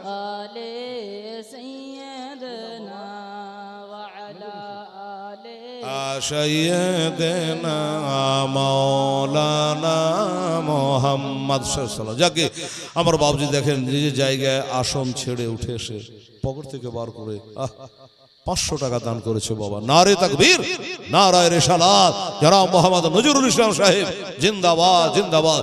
উনি 500 টাকা দান করেছে। আর আমার মা বোনেরা দিচ্ছে, ছেলেরা নিচ্ছে, আসবে তারপরে দোয়া হয়ে যাবে। বারবার দোয়া করে সময় নষ্ট আমি করব না। দাদা ভাই, আমার এই বাবজি নজরুল ইসলামের মতো আপনারা 2-4-5টা কলম 100 করে হোক, 500 করে হোক, যেটা পারবেন একটু মেহেরবানি করে দেন। আচ্ছা, এইখানে রেখে দেবো। আচ্ছা, তো দেখেন, আল্লাহ আল্লাহ সুবহানাল্লাহ জাযাকাল্লাহ আলহামদুলিল্লাহ। দাদু বাবু কি নাম? বাড়ি এখানে আসগার। বাহ, সুবহানাল্লাহ, আসগার আলী। হ্যাঁ, জাযাকাল্লাহ মাশাআল্লাহ। উনি বাবু দিয়েছে আমার 600 টাকা দিয়েছে। আলহামদুলিল্লাহ। নারে তাকবীর, নারায়ে রিসালাত, মাসলাকে আলা হযরত জনাব মোহাম্মদ আসগার আলী সাহেব, জোরে বলেন জিন্দাবাদ জিন্দাবাদ। উনি 600 টাকা দিয়েছে। আর আমার বাবজি নজরুল ইসলাম সাহেব 500 টাকা দিয়েছে। মাশাআল্লাহ, 2টা কলম হলো। আর ইউনুস সাহেবের স্ত্রী, আব্বা এবং শ্বশুরের জন্য 500 টাকা দিয়েছে। মারহাবা, নারে তাকবীর, নারে রিসালাত। ইউনুস সাহেবের বিবি সাহেব, জোরে বলো জিন্দাবাদ। 500 টাকা দিয়েছে হোসেনের স্ত্রী। বাহ। আর হোসেনের স্ত্রী উনি আবার 500 টাকা দিয়েছে। মারহাবা, নারে তাকবীর, নারে রিসালাত।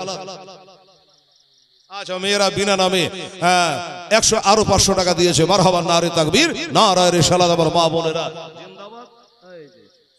আর এই যে আমার মা বোনেরা 100, 200, 10, 20, 50, 100 করে এতগুলা টাকা দিয়েছে। আলহামদুলিল্লাহ, জাযাকাল্লাহ। আল্লাহ তাআলা তুমি কবুল করো।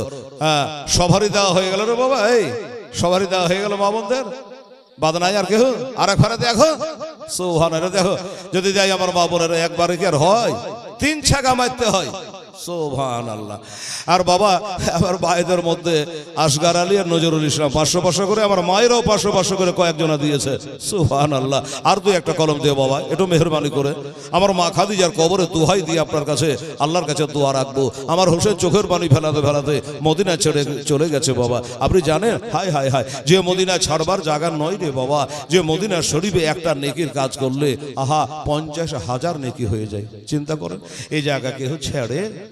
একবার যে যায় আবার বারবার যাওয়ার ইচ্ছা হয়, কিন্তু যেতে পারে না টাকার জন্য। এই জন্য এই বাবা, আপনারা যারা ছেলেরা পিছনে যারা বসে আছে সবাইকে বলবো বাবা, 500 করে যদি না পারে 100 করে 10টা কলম দিত বাবু, দেখি পারা যাবে? 100 করে দেখি। হ্যাঁ সুবহানাল্লাহ। এই মা বোনেরা, ছেলেটা আবার গেছে, লজ্জা করছিল, ওকে দিনে থেকে পড়ালছি যে না বাবু তুমি পারবা। তো একটু মেহরবানি করে আমার মা বোনেরা আজ যারা ছুটে গেছেন বাবুর হাতে আপনারা দিয়ে পাঠান, এক্ষুনি দোয়া হয়ে যাবে। একজন আসল সোনার মদিনা, একজন নবী আসিল গো সোনার মদিনা, যার আগমনে খুশি হলো, আরে যার আগমনে খুশি হলো স্বয়ং রব্বানা, একজন নবী আসিল গো সোনার মদিনায়, একজন হাবিব আসিল গো সোনার মদিনায়।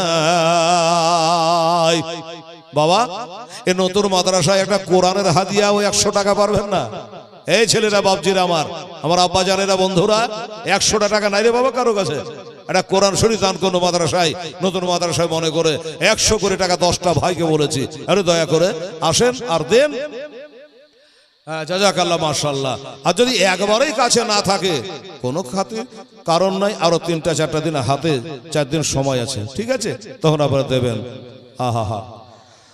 একজন রাসূল আসিল গো সোনার মদিনায়, একজন নবী আসিল গো সোনার মদিনায়, যার আগমনে খুশি হলো স্বয়ং রব্বানা, একজন নবী আসিল গো সোনার মদিনায়, একজন হাবিব আসিল গো সোনার মদিনায়, যাহার প্রতি দরুদ পড়ে, যাহার প্রতি সালাম পড়ে স্বয়ং রব্বানা, একজন নবী আসিল গো সোনার মদিনায়, একজন হাবিব আসিল গো সোনার মদিনায়। সুবহানাল্লাহ। একটু হাত পা নাড়েন তো, বলতে ভালো লাগে। এই বাবা, 100 টাকা যদি না দেন তো গজল মজল গাইতে ভালো লাগবে?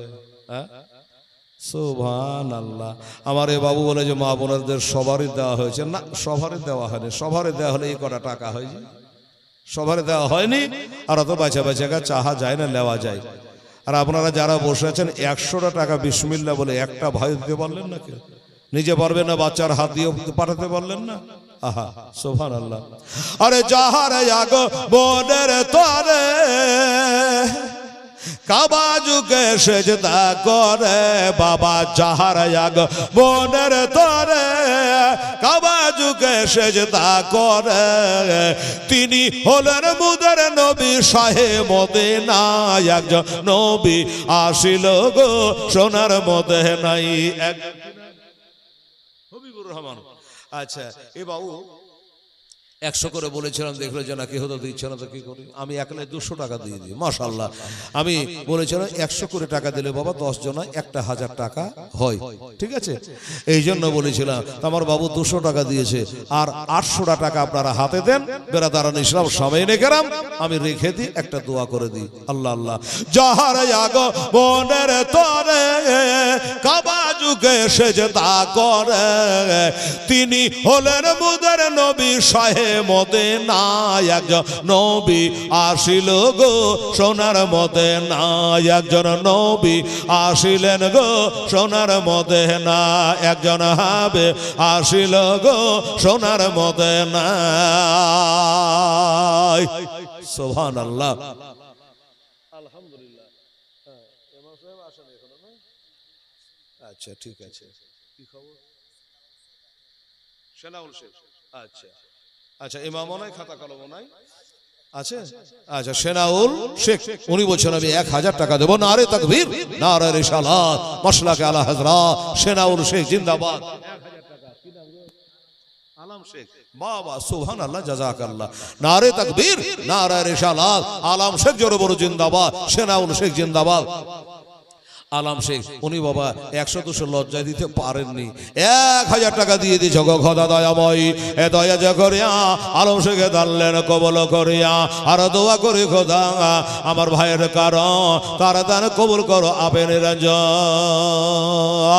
আর দোয়া করি খোদা মা বোনদের লাগি তাদের হাতে দিয়ে তুলে খোদা জান্নাতের চাবে।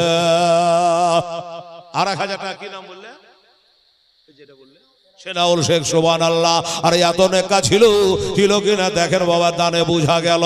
আর দোয়া করি খোদা সেনাউলের তরহে সঙ্গে করে দিয়ে আমার ইমাম হোসাইনের সাথে। সুবহানাল্লাহ, আলহামদুলিল্লাহ।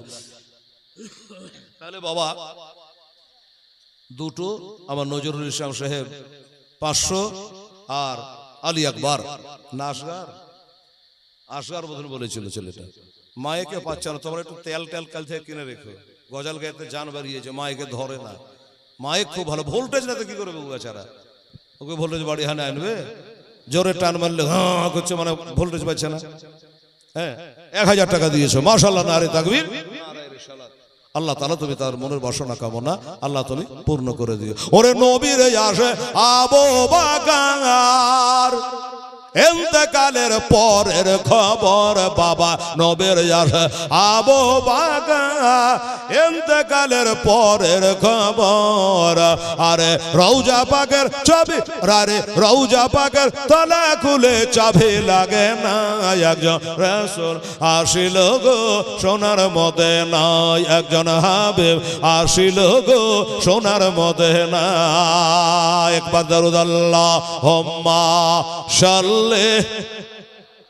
সাইয়্যিদিনা মাওলানা মুহাম্মদ ওয়ালা আলে সাইয়্যিদিনা ওয়ালা আলে সাইয়্যিদিনা মাওলানা মুহাম্মদ সাল্লাল্লাহু আলাইহি ওয়াসাল্লাম। বিসমিল্লাহির রহমানির রহিম।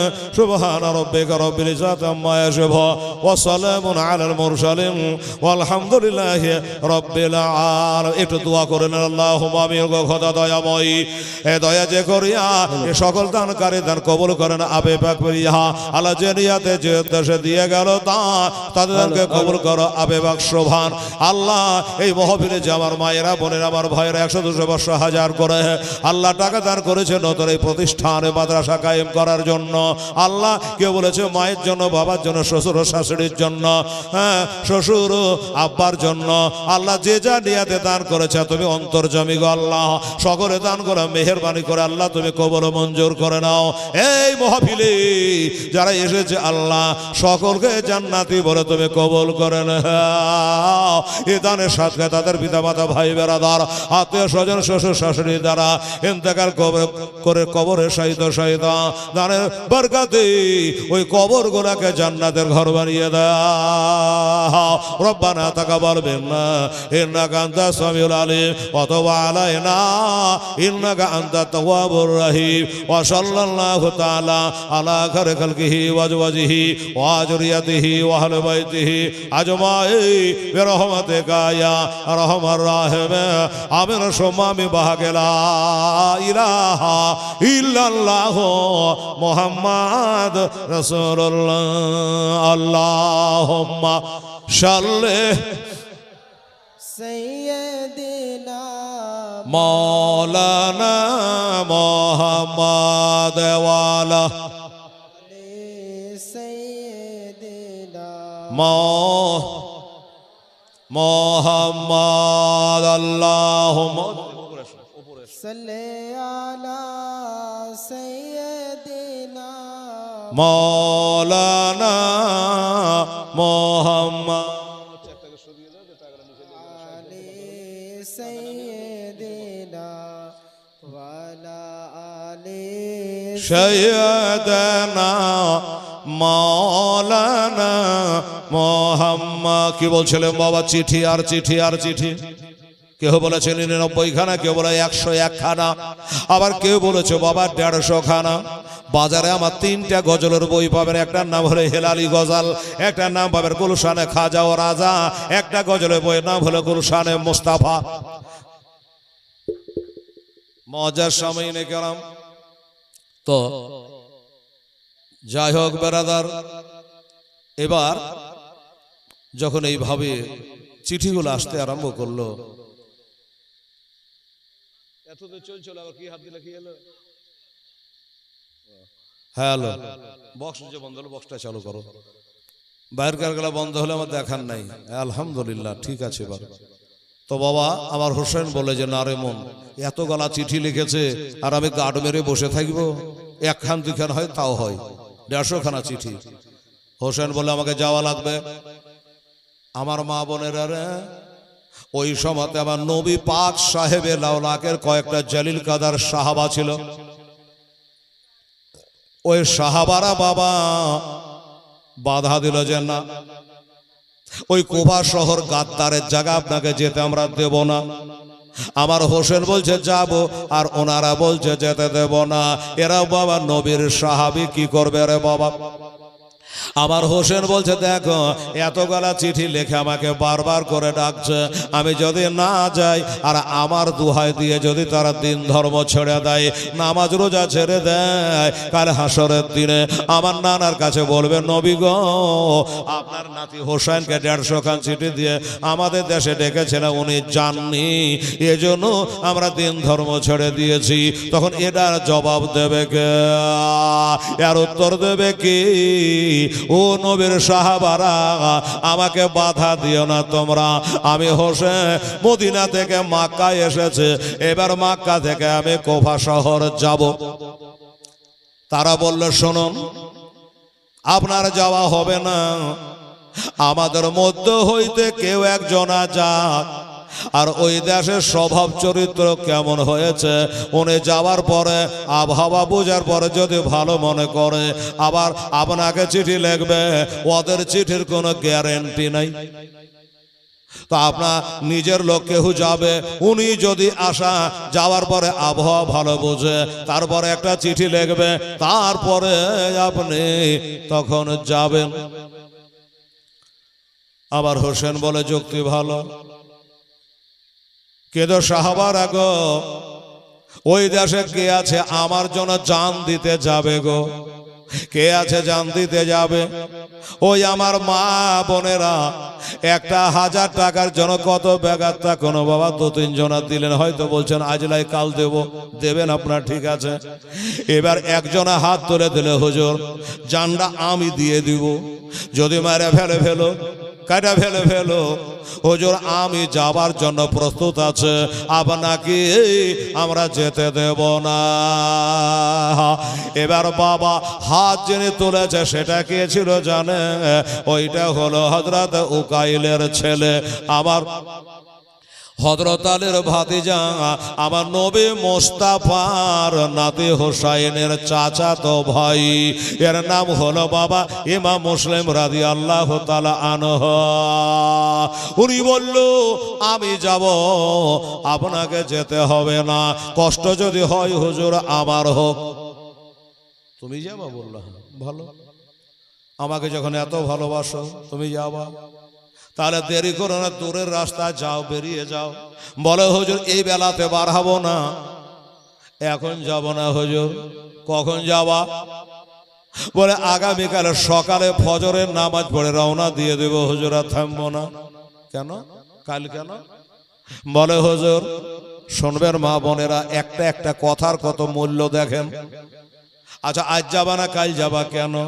ইমাম মুসলিম বলে হুজুর এমন দেশে আমি যাচ্ছি, কে জানে জানাজা হবে কিনা জানি না, আমি আপনার নাগাল পাবো কি পাবো না, আপনার সাথে দেখা হবে কিনা আর জানি না, তাই মনস্থ করেছি আজকের রাতটা কাটাবো, ফজরের নামাজটা আপনার পিছনে আদায় করব, ফজরের নামাজ পড়ে নিয়ে আপনার দোয়া মাথায় নিয়ে আমি এবার ঘোড়ায় চড়ে চলে যাব। বললো ঠিক আছে, এটাই তোমার যদি মনে চাহে তাই করো, রাত গেল, শুভে কাজেব কাটলো, শুভে সাদেক এলো, ফজরের ওয়াক্ত হলো। বাবা আগাম পড়লে তো হবে না, এবার ওয়াক্তে নামাজ আদায় করে নিয়ে ঘর ঘর থাকতে ফজরের নামাজ পড়ে। বাবা এবার হুজুরকে সালাম করে, মানে ইমাম হোসাইনকে সালাম করে বলে, হুজুর দোয়া করবেন, বেঁচে থাকলে দেখা হবে, আর যদি শহীদ হয়ে যায় কালে হাসরের দিন দেখা হবে হুজুর। এই কথা বলে একটা ঘোড়ায় চেপে নিল গো মা আমার আব্বা জানেরা। এবার ঘোড়ায় চেপে নিয়েছে, আর যেমনি ঘোড়ায় চেপে নিয়ে লাগাম টানবে কি অমনি বাবা কেতাবে লেখছে, আল্লামা সায়েম চিশতি শাহিদ ইবনে শাহিদ কেতাবের প্রথম খণ্ডে লেখছে, বাবা ওই লোকটা ইমাম মুসলিমের ছোট ছোট দুটো বেটা ছিল, একটার নাম ছিল মোহাম্মদ আর একটার নাম ছিল ইব্রাহিম। একটার বয়স হলো 8 বছর, একটার বয়স হলো মাত্র বাবা 6 বছর। এই দুই ছেলে বাবা ঘোড়ার আগে দাঁড়িয়ে গেল।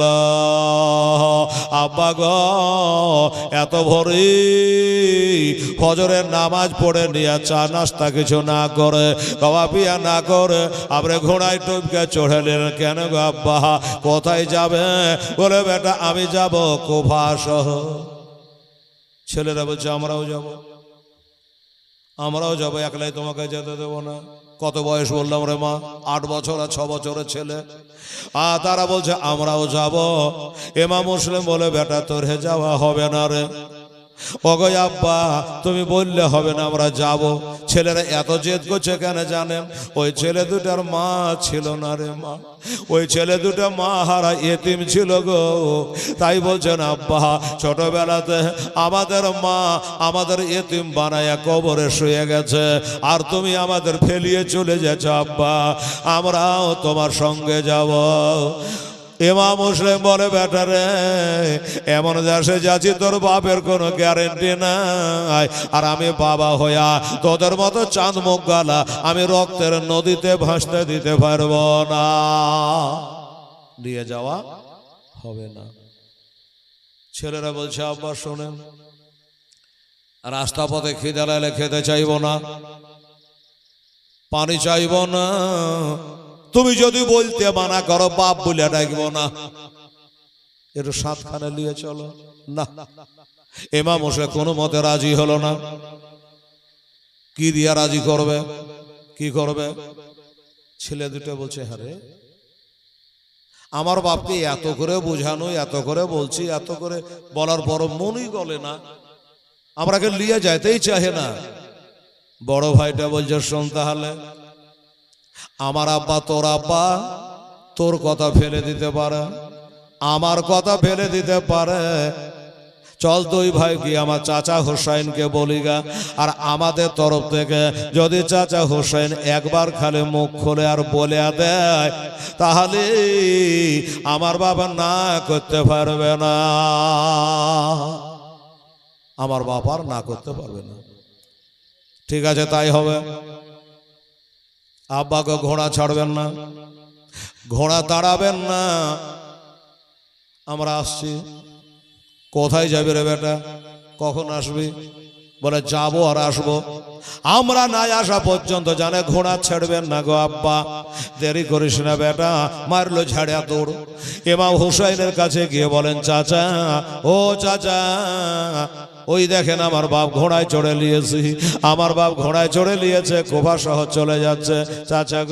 চাচা গো আমাদের মা নাই গো, আমরা এতিম ছেলে গো, আমার বাপের সঙ্গে যাওয়ার জন্য কাকতি মিনতি করছি। এত কথা বলেও কোনো মতে বাপের মনটা গড়ল না। তাই চাচা আমাদের তরফ থেকে আমার বাপকে একটু বুঝিয়ে বলে, আপনি একবার বলে দিলে আমার বাপ না করতে পারবে না। তোরা যাবি বাবা? বলে হ্যাঁ চাচা যাব। ঠিক আছে দাঁড়া বলে দিচ্ছি। এই ইমাম মুসলিম, জি হুজুর। ঘোড়া থেকে নামো, শোনো। চলে আসলো। বলেন। বলে তোমার বেটা দুটো এত কাকতি মিনতি করছে, নিয়ে যাচ্ছ না কেন? বলে হুজুর আপনি জানে শুনে বলছেন, জানেন ওই দেশের বদমাইশ লোক, আবহাওয়া বোঝার লেগে আপনাকে না যেতে দিয়ে আমি যাচ্ছি, আমার কি হবে জানি না। আবার ছেলে দুটাকে নিয়ে যে আমি ফাঁসাবো, বিবাদের মধ্যে ফেলবো, তাই বলছে বেটা তোরা থেকে যা। ইমাম মুসলিম বলছেন ওয়াল কাদরে খাইরিহি ওয়া শাররিহি মিনাল্লাহি তাআলা ওয়াল বাসে বাদাল মাউত। আরে ইমাম মুসলিম শোনো, ভালো মন্দ যা কিছু হয় আল্লাহ থেকে হয়। এ চার আঙ্গুল কপালে আল্লাহ যদি কোনো বিপদ লেখে রাখে, এখানে থুয়ে গেলেও হবে, ওখানে গিয়ে গেলেও হবে, বিপদ মুক্ত হতে পারবা না। তাই বলি মানুষ শোনো, আমি সব সহিতে পারি রে, মাহারা ছেলের চোখের পানি সহে না, এতিমের চোখের পানি আমি সহিতে পারি না। এই জন্য বলি ভাই, তুমি চলে গেলে ছেলে খেলে আব্বা আব্বা করে 24 ঘন্টা কাঁদবে, আমি শুনতে পারবো না, আমি সহিতে পারবো না। তাই বলছি কপালে যা আছে লেখা তাই হবে, বাচ্চা দুটাকে নিয়ে যাও। যেমনি বলেছে বাবা, আর কে না করতে পারে গো। এবার ছেলে দুটো মিচকে মিচকে হাসে। এবার কি হয়? হ্যাঁ, কোন জায়গায় সহি করেছি, কোন জায়গায় দরখাস্ত করেছে। এবার বাবা দোনো ছেলেকে নিয়া এবার ঘোড়ায় তুলে নিয়া উনি বাবা যেতে আরম্ভ করলো। কোথায়? কুফা শহরে চলে যায়। আর একটা কথা মনে রাখবেন, কুফাতে কিন্তু আমার ইমাম হোসেন একটা চিঠি লিখে দিয়েছে। ওরা তো 150 খান লিখেছে, ইনি একটা লিখলেন, এই কুফাবাসী আমাকে তোমরা 150 খান চিঠি দিয়ে ডাকছো, আপাতত আমি যাচ্ছি না ওই দেশের আবহাওয়া কেমন জানার জন্য। আমার একটা চাচার বেটা, চাচা তো ভাই ইমাম মুসলিম গেল তার দুটো বাচ্চাকে নিয়ে, উনি যাবে। ওইখানে যাওয়ার পর তোমাদের স্বভাব চরিত্র কেমন আগে জানবে, বুঝবে। যদি ভালো হয় উনি আমাকে একটা চিঠি লিখবে। তোমাদের চিঠির উপর কোনো ভরসা নাই, তোমাদের চিঠির কোনো গ্যারান্টি নাই। তারপরে আমার ভাই চিঠি পেয়ে আমি আসবো। আগেই তারা চিঠি পেয়ে গেছে। এবার চিঠি পেয়ে গিয়ে চিন্তা করলো যে যাকে বাবা হোসেন যখন এখন আসেন নাই, ওই বংশেরই তো ছেলে, আসুক, আসলে আমরা তাকে আদর আপ্যায়ন করব, ওনার হাতে হাত দেব, হোসেনের হাতে হাত দেওয়া হবে। এইভাবে যুক্তিবিদ্যা করে বাবা দলে দলে মানুষ এসে রাস্তার মোড়ে মোড়ে দাঁড়ায়। আমাদের পীর সাহেব মৌলভী সাহেব আলী যেমন যায়, ওই রকম দলে দলে মানুষ এসে বাবা দাঁড়িয়ে থাকে। আঘাত এসছে,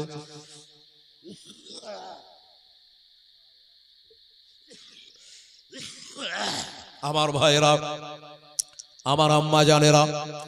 এবার গেল, এই করে যেতে যেতে যেতে একটা জায়গায় দেখছে অনেকগুলা লোক ঘোড়া নিয়ে পৌঁছে গেল।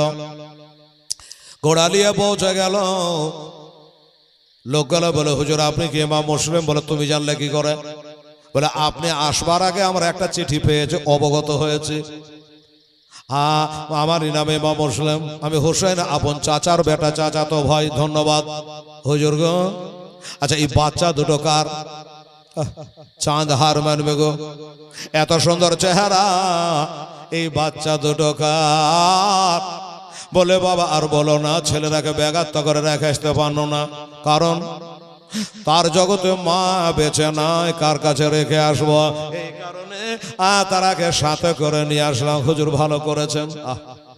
প্রাণ জুড়িয়ে যাচ্ছে আপনার ছেলে দুটাকে দেখে। ছেলে দুটাকে নিয়ে লোকে কাড়াকাড়ি আরম্ভ করলো।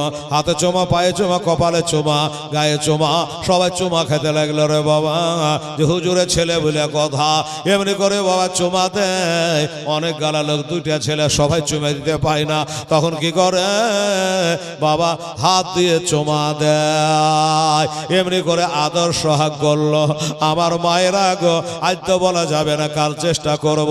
আজকে যারা ওই বাচ্চা দুটাকে চুমা দিল, আদর করলো, সোহাগ করলো, ওই গাদ্দার দেশের মানুষেরা টাকার লোভে তারাই ওই বাচ্চা দুটাকে হত্যা করেছিল। এই হলো দেশের মানুষ, কুফা শহর। যাই হোক, হুজুর চলেন আমাদের বাড়ি। ও বলছে হুজুর আমার বাড়ি চলেন, নবী বংশের ছেলে আপনি, চলেন। এখন হুজুর কার বাড়ি যাবে?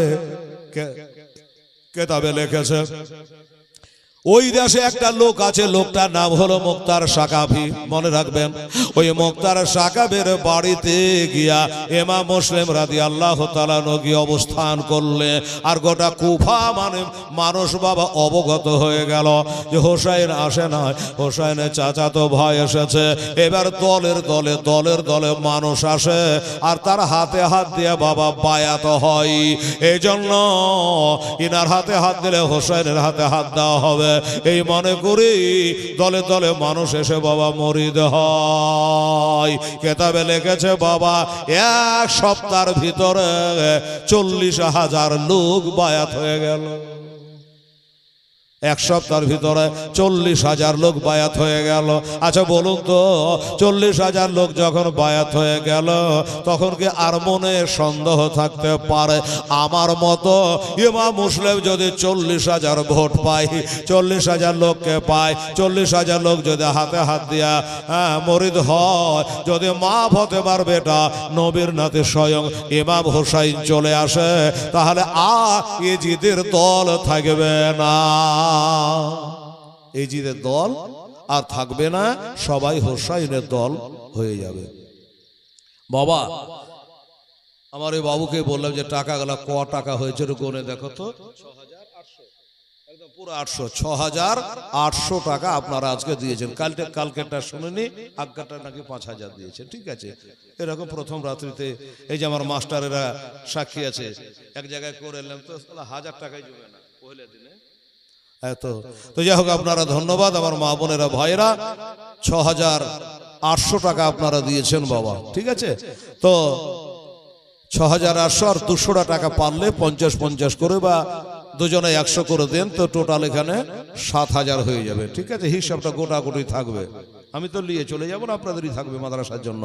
কোনো ভাই কোনো দাদা, কমিটি হোক, ছেলেরা হোক, মেয়েরা হোক, যদি পারো তো বাবু একটু 200 টাকা এখানে লাগাও তো বাবু, 7,000 টাকা হয়ে যাক আল্লাহর রহমতে। আল্লাহর জাহান্নাম হলো 60টা রে বাবা, শুনেছেন না?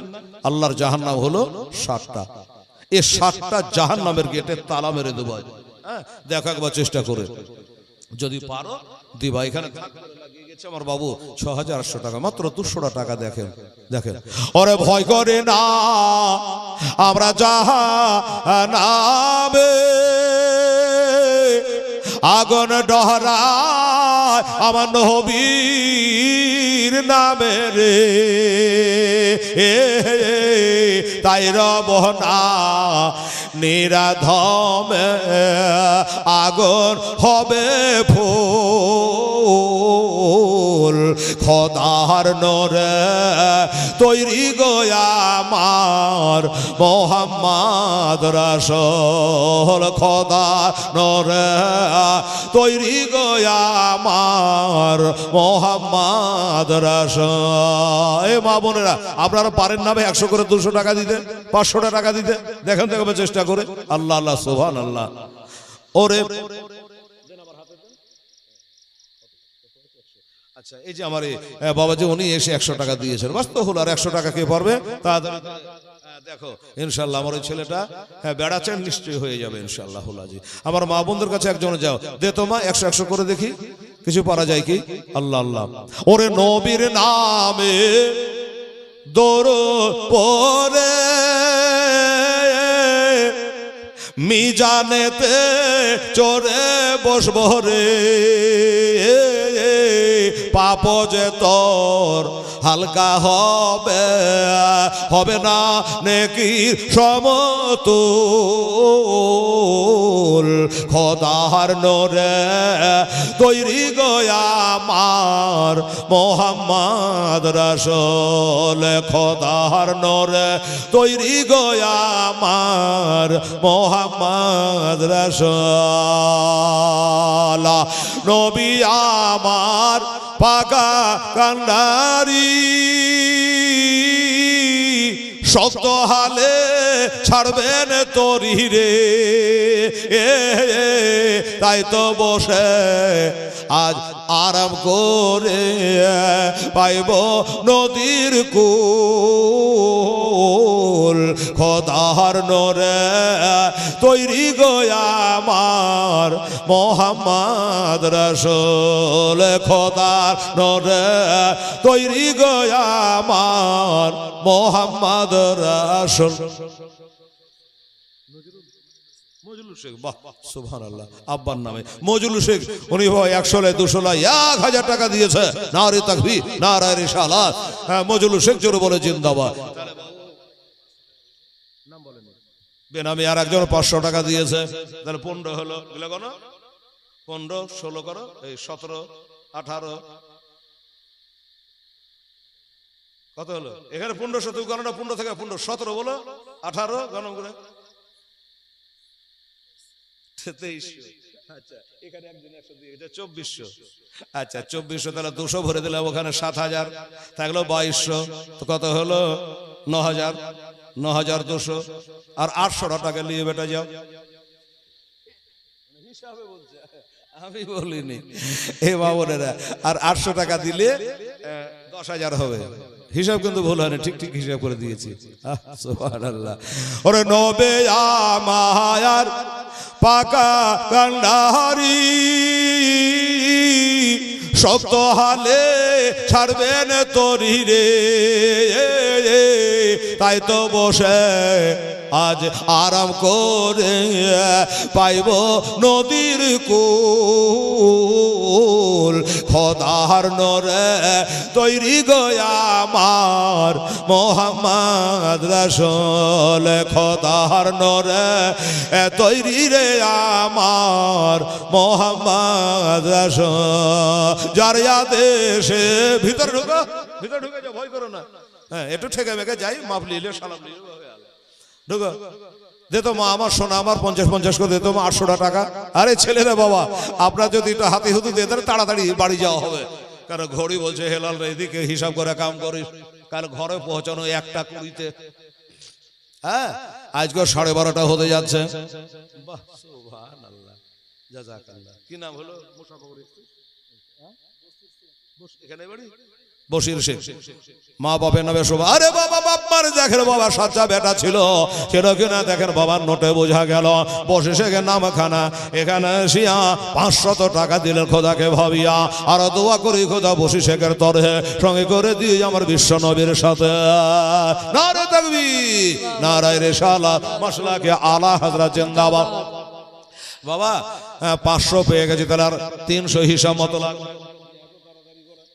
10,000 আজকের দিনে হয়ে যাবে বাবা গো আমার মা বোনেরা গজলটা বলে দোয়া হবে রমা দেখি আমার মা বোনেরা ছেলের লজ্জায় ঢুকছে না কিভাবে দিচ্ছে দেখেন যেমন লঙ্কা তোলে না জমিতে ফাটাফাট অমনি করে দে তো মা আমার সোনা আমার ছেলের লজ্জায় যাচ্ছে না বাবা চাহাত অভ্যাস না আর আমাদের তো বাবা ফকির থেকে আভারত কিন্তু দেখেন স্টেজ থেকে নামে গেলে আর পারবো না সারাদিন যদি রোডে দাঁড়িয়ে থাকি রে বাবা আপনাদের দুয়াতে 2খানা 4 চাকা আছে আর মোটরসাইকেল তো আছে কিন্তু যদি কোনো কারণবশত রোডে দাঁড়িয়ে থাকে আমি একবারও বলতে পারো দাদা একটু নিয়ে চলেন তো পারবো না বলতে এই বাবা স্টেজে যখন বলি মাদ্রাসা মসজিদের জন্য তখন একবার ফকিরের বড় বাপ নিচে নামলাম তো দেখে বাবা এখানে 500 টাকা পেয়েছে 300 টাকা এখান করে দাও তাহলে 10,000 হয়ে যাবে আল্লাহ আল্লাহ 300 দাও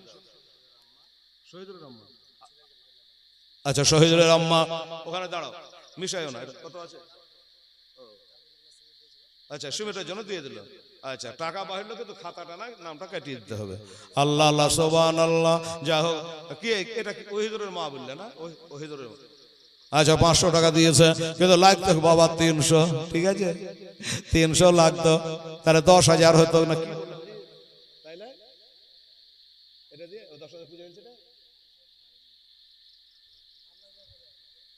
আচ্ছা ওখানে 10,000 পুজো গেছে বাবা মনে হয় এই 200 টাকা কম ছিল নাকি আবার তো 300 টাকা বাড়ে গেল ফের ঘুরিয়ে ফিরে একই হিসাবই হলো ফের 700 টাকায় ঠেকলো কি করা যাবে রে বাবা যার আদেশে নামাজ পড়ি তার আদেশে রোজা রাখি রে যার আদেশে নামাজ পড়ি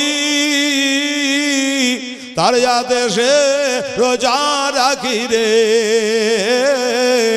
রইব সুখে আধার করে হবে না নেকির সমতুল খোদার নূরে তৈরি গয়া আমার মোহাম্মদ রাসূল খোদার নূরে তৈরি গয়া আমার মোহাম্মদ রাসূল। এই যে নবীকে মহব্বত করে আমার হাসান হোসেনকে মহব্বত করে আপনারা ঘুমকে হারাম করে এই যে বাড়ি ঘর ছেড়ে জালসা এসছেন তারপরে দান ধ্যান করছেন, এগুলা করলে কি হবে জানেন? বলছে জান্নাতে রহয় হুরু পরি আমায় নিবে বরণ করি রে গলায় পরাবে তারা ফুল খোদার নূরে তৈরি গয়া আমার মোহাম্মদ রাসূল খোদার নূরে তৈরি গয়া আমার মোহাম্মদ রাসূল তার কালেমা পড়তে গো মোরা করব না রে ভো। আচ্ছা ঠিক আছে, 100 টাকা আমার এই বাবাজিও দান করেছে আলহামদুলিল্লাহ। এই বাবু আজ মৌলবি টবলি কেউ না, তুলি এসো এখানে, এখানে এসো, ক্যাশের কাছে এসো। গনা টাকা যদি 200 হারিয়ে তো টন্ডি দিবে কেটা? মৌলবি সাহেব তারা এলো না, আর আসবেও না। তোমরা বসে এখানে হিসাব নিকাশ করে হ্যাঁ একটা বড় ব্যাগ গালা আনতে হয়, সিমেন্টের বস্তা গালা আনতে হয়, টাকা কিসে করে নিয়ে যাবা আছে? সুবহানাল্লাহ আলহামদুলিল্লাহ। যা হোক ধন্যবাদ আপনাদের যে বাবা একটু মেহনত করতে হয়, একটু খাটতে হয়, টাকা আপনারাই দেবেন। এবার সাইজ করে আবার ফট করে গুনে নাও, লিয়ে হ্যাঁ ক্যাশ লিখে নাও। আচ্ছা এবার কি হলো বাবা জানেন? কত লোক বললাম? 40,000। 40,000 লোক এসে বায়াত হয়ে গেল। তখন চিন্তা করলো যে না রে মন, ইমাম মুসলিম মনে করছেন আমরা আগে যা ভাবতাম কিন্তু এখন আর নয়, ভালো হয়ে গেছে। ভালো একটু পরে টের পাওয়া। বাবা গো যেমনি দেখলো 40,000 লোক আমার হাতে হাত দিয়ে বায়াত হয়ে গেছে, খাঁচা খাঁচা খান চিঠি লিখে ইমাম হোসেনকে পাঠিয়ে দিল, হুজুর চলে আসেন। আমরা যেটা ভাবতাম সেটা নয় হুজুর, এরা আগে থেকে পরিবর্তন হয়ে গেছে, ভালো হয়ে গেছে। আমার মতো ইমাম মুসলিম যদি 1 সপ্তাহে 40,000 লোককে মরিদ করতে পারে, আপনি হলেন নবীর নাতি গো, আলীর ছেলে গো, মা ফাতেমার বেটা গো। এই জন্য আপনি যদি চলে আসে ইজিদের দল আর থাকবে না। ইতি আপনার চাচাতো ভাই ইমাম মুসলিম। চিঠি চলে গেল, আর যেই বাবা চিঠি চলে গেল ভেজাল চালু হয়ে গেল। বাবা গো ইমাম মুসলিম যে বাড়িখানে ছিল ওই বাড়িখান ত্যাগ করে দিলেন। কেন ওই বাড়িখান কেন ছাড়লেন জানেন?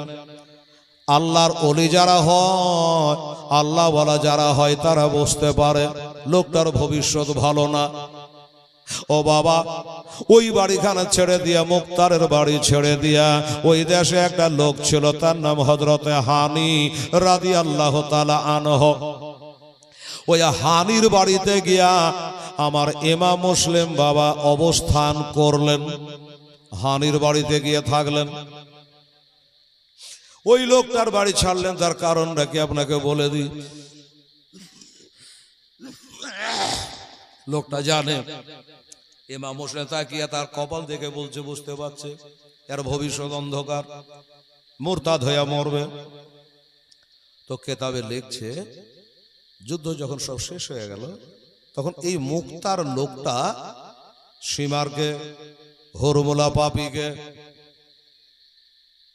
খলিল বিন ইয়াজিদকে, সেনার বিন আনাসকে, এক কথায় যত ইয়াজিদের দলের সব মাস্তান গালা ছিল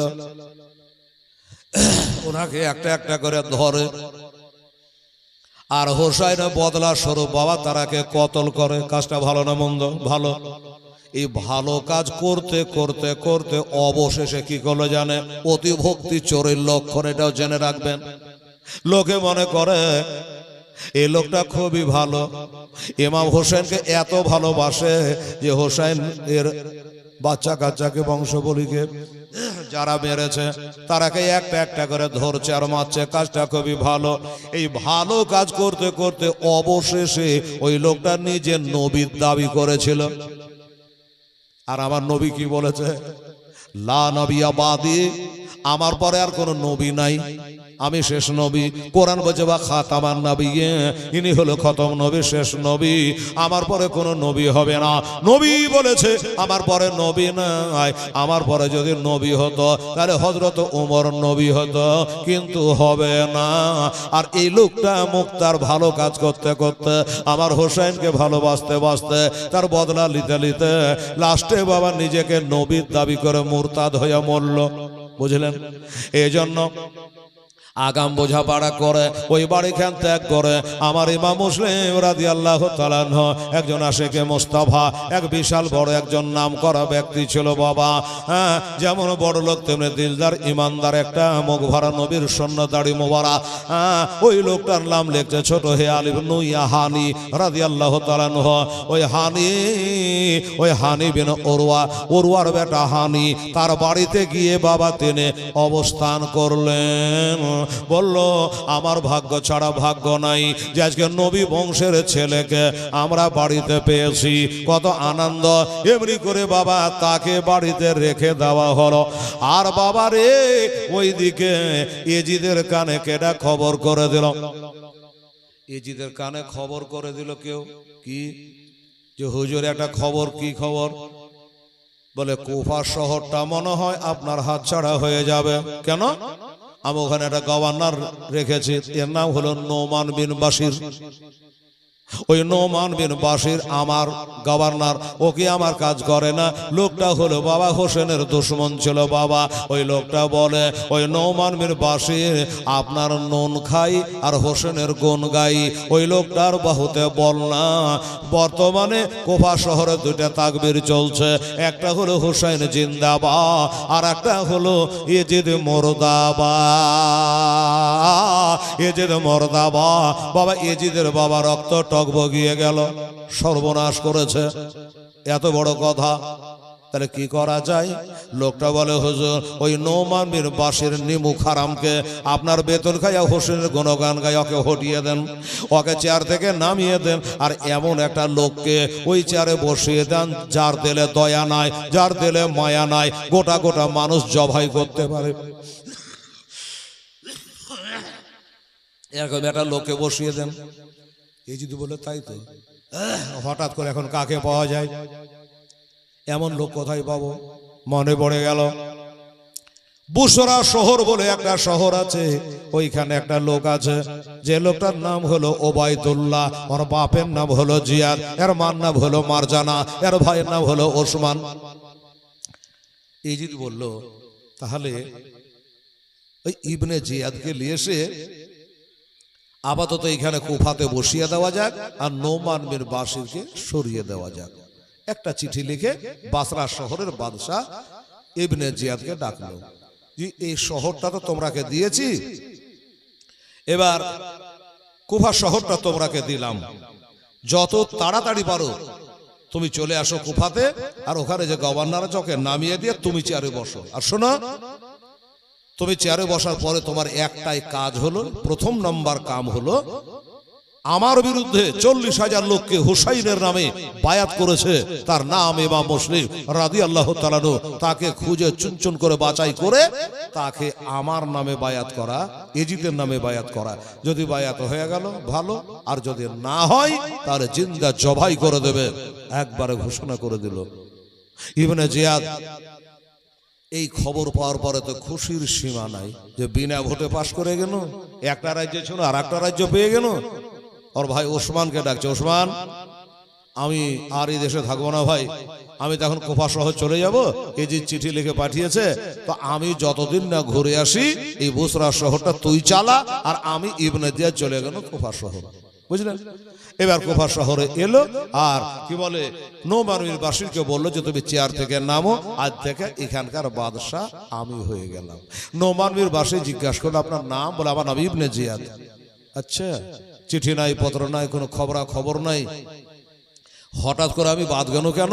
বলে তুমি বুঝতে পারোনি, তোমার বাহুতে বল নাই, তালওয়ারের শান নাই? হ্যাঁ, যে তুমি থাকতে ইমাম মুসলিমের শহরে ঢোকার পরে 40,000 লোককে হুসাইনের নামে বায়াত করে নিয়েছে।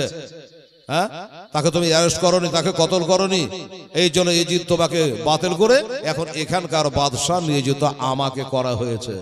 উনি বলল আলহামদুলিল্লাহ, চেয়ার ছেড়ে আমি উঠে গেলাম। যে চেয়ারে আমার নবীর সম্মান করে না, যে চেয়ারে হুসাইনের সম্মান করে না, ওই চেয়ারে আমার আর বসার দরকার নেই। গোলামানে মুস্তাফা জান দেনে সে नहीं डरते, सर काट जाए या रहा जाए कुछ परवाह नहीं करते।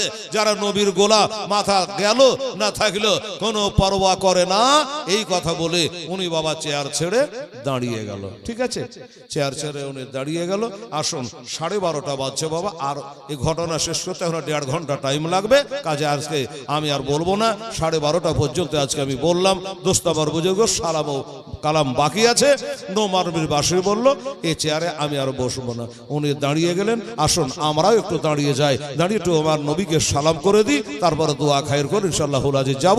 তারপরে এখনো 4টা রাত আপনাদের জীবনে জালসা হবে, আল্লাহ যদি রাজি থাকে। ওমা আলাইনা ইল্লাল বালাগ। আর খুশি যুগে উঠকারো মুমিনো তাজমে হাম কেলে ইয়া নবী সালাম আলাইকা ইয়া রাসূল, সালাম আলাইকা ইয়া হাবিব, সালাম আলাইকা সালাওয়াতুল্লাহ আলাইকা হাবিবে ইয়া রাসূলুল্লাহ। জিবরাইল দিলে নো আওয়াজ খোলে দাও আসমানের দুয়ার। এসেছেন নবীদের সরদার করিতে আল্লাহ দিদার। ইয়া নবী সালাম আলাইকা ইয়া রাসূল সালাম আলাইকা ইয়া হাবিব সালাম আলাইকা সালাওয়াতুল্লাহ আলাইকা হাবিবে ইয়া রাসূলুল্লাহ। নবী বলে ওগো পাকে রব্বানা মাফ করেন আমার উম্মতের গুনাহ। একজন রইলে দোজকে নবী বলে নবী জান্নাত যাব না। ইয়া নবী সালাম আলাইকা ইয়া রাসূল সালাম আলাইকা ইয়া হাবিব, সালাম আলাইকা সালাওয়াতুল্লাহ আলাইকা আসসালাতু ওয়াসসালামু আলাইকা ইয়া রাসূলুল্লাহ, আসসালাতু ওয়াসসালামু আলাইকা হাবিবাল্লাহ ওয়া আলা আলিকা ওয়া সাহবিকা ইয়া সাফিয়ানা ইয়াউমাল জাযা। বালাগাল উলা বিকামালিহি কাতাবাদ দুজা বিজামালিহি হাসানাত জামিউ খিসালিহি সাল্লু আলাইহি ওয়া আলিহি আল্লাহুম্মা আমিন। আল্লাহুম্মা সাল্লি আলা সাইয়্যিদিনা মাওলানা মুহাম্মদ ওয়া আলিহি ওয়া সাল্লি সালাতু ওয়া সালামান আলাইকা ইয়া রাসূলুল্লাহ হাবিবাল্লাহ। আল্লাহ আজকে তৃতীয় রাত্রির সমাপ্তি হলো। আল্লাহ ভাষাতে বলাতে ভুল ভ্রান্তি ক্ষমা করে দিও। আল্লাহ তোমার বান্দারা 10-11 টাকা নগদ টাকা দান করেছি। আল্লাহ বাবার নামে, মায়ের নামে, দিদি দাদার নামে, স্বামীর নামে, ছেলের নামে, যে যার নামে দিয়েছে আল্লাহ আমার ভুল হয় তোমার হয় না। আল্লাহ ওই নামে নামে দানগুলা তুমি পৌঁছায় দিও। আল্লাহ গো বসে তোর দাঁড়িয়ে সালাম পাঠ করেছে এরা সবা সোনার মদিনায় আমরা হাবিবের রওজা পাকে পৌঁছে দিয়ে আল্লাহ দিন আজওয়াজে মোতাহারাগান সাহাবায়ে কেরাম তবে নিজাম উলামায়ে কেরাম ওলি গৌস কত খাজা ও রাজা সকলের মাজারে মুকাদ্দাসে পৌঁছে দিও। আল্লাহ আমার মা বোনেরা, বেটিরা, বুবুরা যারা এসেছে আল্লাহ কে কে নিয়াতে হাত তুলেছে তুমি অন্তর্যামী জানো। আল্লাহ প্রত্যেকের মনের তামান্নাকে আল্লাহ তুমি পুরা করে দিও মাওলা। সুবহান রাব্বিকা রব্বিল ইজ্জাতি আম্মা ইয়াসিফুন ওয়া সালামুন আলাল মুরসালিন ওয়ালহামদুলিল্লাহি রাব্বিল আলামিন। আমিন সুম্মা আমিন। বাহাকে লা ইলাহা ইল্লাল্লাহু মুহাম্মাদুর রাসূলুল্লাহ। আসসালামু আলাইকুম।